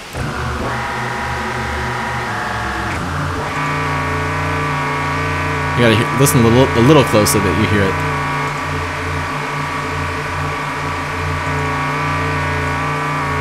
This just has a little more depth.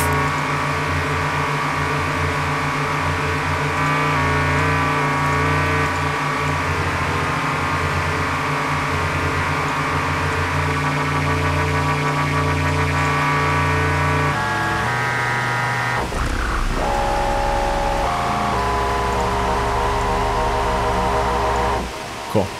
So that's a little chorus effect there. Rather than having its own separate delay line and everything, you can actually just piggyback on the delay lines that you have already. And we've kind of already gone over these over here. They're just random voltage generators and have that same attenuate, offset, and slew. There's a little extra there to modulate different things. These are really good too for, say, I want to do the max step on this one, and do that.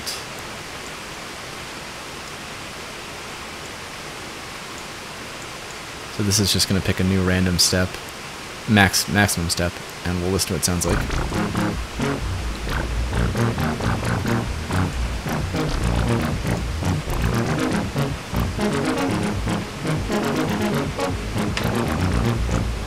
So without it, it's this. Let's actually do. So,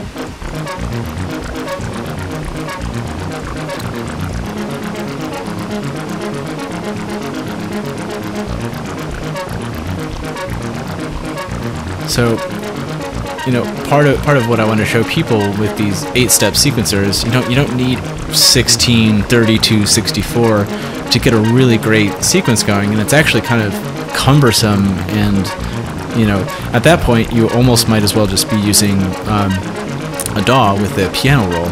But this is stuff that like you can't do with a DAW and a piano roll. Is get this random melody going, but that it still has some repetition to it, so it's not completely random.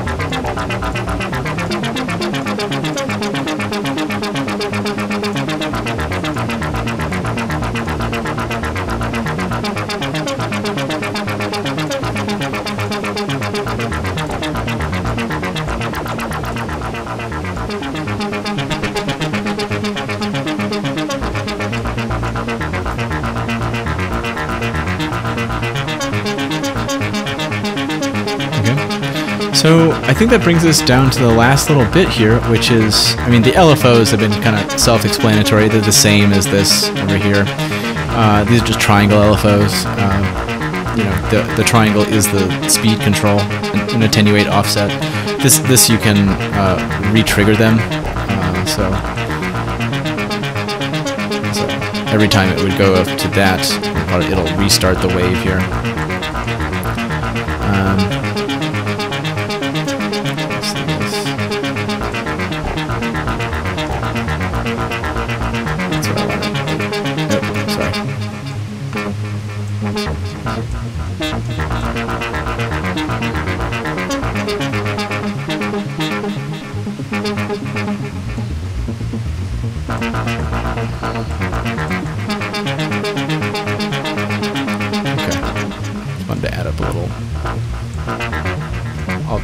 A little variation to that.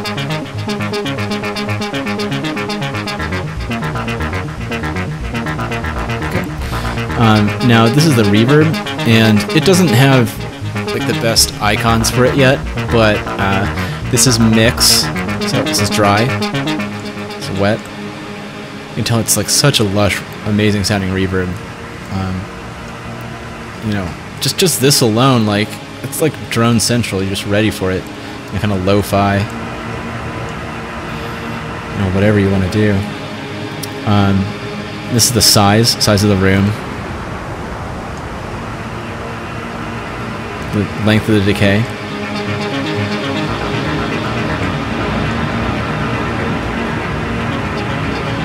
And then this is the like detail. Not exactly sure what it does in the reverb. I didn't build it, but it makes it sound different. And then this is the low cut and high cut, which this can be like a really cool, like if you have it mostly on wet, instead of sweeping your filter, you can sweep the reverb's filter.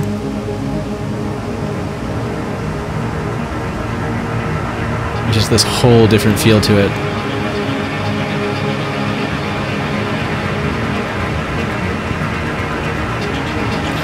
And what I really like doing too is you can take one of these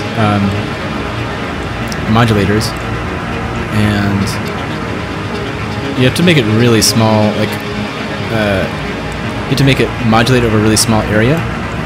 So turn the attenuation down, turn the offset up a little bit, and I'm gonna have it modulate the room size. So this would be like you're in a room and it's shrinking and growing with the room.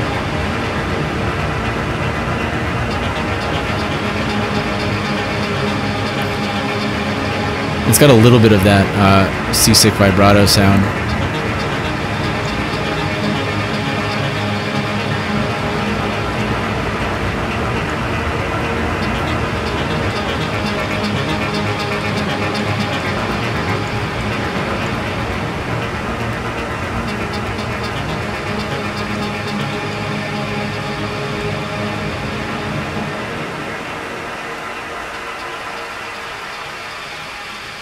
these filters pass over each other too, so you can basically go to nothing with that.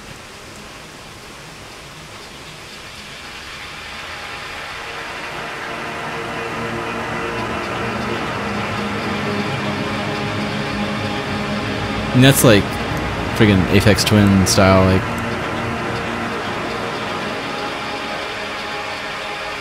Yeah, I could do that all day. Anyway, so yeah, that's the synthesizer, and the stuff that I'm going to add is going to be minor, but it's mostly like little logic equations where you could have stuff like this at the same time. And you could use this to do this, do that thing, it's kind of, you can see if you've been watching, you see how I just sort of move things around and try things out until I see what sounds cool. And just don't be afraid to experiment. And you can come up with some really great sounds. So, does anyone have any questions before we call it quits for the day? Yeah, add the rain. Well, once we have sampling, then I'll sample the rain outside, and you can have some North Carolina rain in your own synth patches. And thank you, Avery. Yeah, so I'll go ahead and just, as it is right now, upload this to the forum. I already uploaded a version of it, the 0.8, but it was like more of a blank patch. And I'll keep working on it, and probably, sometime this weekend around the Saturday or Sunday I'll have it done. What would be really awesome is if you enjoyed this live stream, please give us a good review on the iOS and Mac stores. I know you hear this from like all the podcasts you listen to, or all the other apps. Like, it really, really does help. Like, we already saw, like, our four gave us a 5-star review, and our revenue doubled last week. And when we make more money doing this app, that means we can spend more money on the features that you want for Audulus, sampling, MIDI out, all this kind of stuff. Taylor works for, he has a lot going on, and he has other apps that he wants to work on, and so Audulus is getting into a better and better place where he can subcontract out feature ads. So, instead of him having to sit down and figure out something like from scratch, he can maybe find the person who already knows about this thing, and they can just add it to Audulus as is, and you can just pay them for that job. And the way we get money for paying for that job is by new people buying it. And if you take the time to give us a good review, the 5-star and a nice review too, that's underneath there, then that it's basically a win-win all around. You get new users too, like a whole bunch of users come in that might not have seen Audulus otherwise, because it shoots it up the charts where it's more visible around stuff. And so there's, if you have any questions about how to leave a 5-star review and stuff, that's all on the website. But if you have a problem with Audulus, if you think it's lacking a feature that you want, giving us a less than 5-star review doesn't really help. It's counterproductive, basically. I mean, it can help on big apps, like Facebook or whatever, when people complain a lot about a feature that's, they get a new app that gets pushed out and it gets down to 1 star because everyone hates this bug or something. That's not the way to get what you want with Audulus. The people around here know that we're really responsive to the things you want. And you can be sure that I'm on Taylor for a lot of things like this. The RGB light is something I requested back in Audulus 2 days, and it took till Audulus 3 that he added it, but you can tell what all the cool stuff that it can add to the patches. But it might not happen as quickly as you want it to, but basically the more copies you sell, basically everything that you ask for will eventually get added, probably. I mean, it won't be able to slice and dice and do your taxes, but it'll be able to do a lot of stuff. So yeah, it's that's a really easy, helpful thing. And what's really great too is if you take the time, every time a new release comes out, you can just update your review, and you can just put a period in a different place or something, you just have to alter it a little bit so it'll reappear on the new version. While they do that, like, so it's basically so that terrible reviews don't stay up there forever and like put people off, so you kind of push them off. It also pushes off the good reviews. So if you put up new reviews every time a version comes out, then that really, really helps, and we really appreciate it, definitely. So thank you very much, guys. You know, we'll have another one on Thursday next week. Like I said, I was trying to get this more on the forum. I dipped out yesterday because I hadn't gotten this to the complete version that it's in right now, but it will be next week on Thursday. And I also work with this other company called Endangered Audio Research, and we're just about to start soldering for the new product that we have out. And then that means, like, I've had all this time where I've been waiting for this to start, basically, and I've been at home for basically the whole day. Now I'm going to be gone between like 8 and 5, like a normal job during the week, and so the date and time of the live stream might shift from Thursday to another time, but it will be some time that'll be, you know, that'll be most advantageous for most people and also work for me. But again, if you miss them, they'll be archived up on YouTube. And also, you know, I can always, there's a bunch of people who say, like, they live in some country, and, you know, there's one night they want me to stay up till like 3 in the morning and start one there so they can actually participate live, because they otherwise wouldn't. I'm totally open to doing that too. Not every week, but, you know, if there's like a particular topic you really, really want to go over and you're, you know, in Russia or something, and, you know, or Japan, and you're all the way around the other side of the world, and these times for the live streams don't work for you, then let me know, and I'll try to make something work for you. So, yeah, oh, definitely, with that iron, yeah, I've gotten quite a few burns. I'm pretty good at soldering, though. I've had a lot of practice, and it's really fun and relaxing. It's almost like building an Audulus, in that it's meditative, but also it demands some attention at the same time, too, so it's not something you can totally zone out while you're doing, but it's not necessarily something where you're frantically, like, going from one thing to another. You get to sit down and really get deeply involved in the work that you're doing. So yeah, thanks a lot, guys. I'll leave it there, and, you know, this live stream wouldn't be awesome if you guys didn't show up and comment. So I really appreciate that, and I love your feedback, and it's great that people are enjoying the live streams, and I'll be doing some more soon. All right, bye.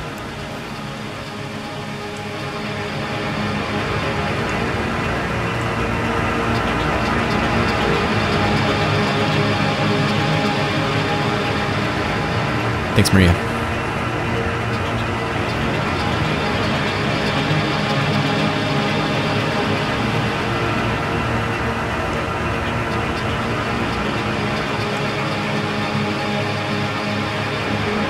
Oh, don't worry, dude.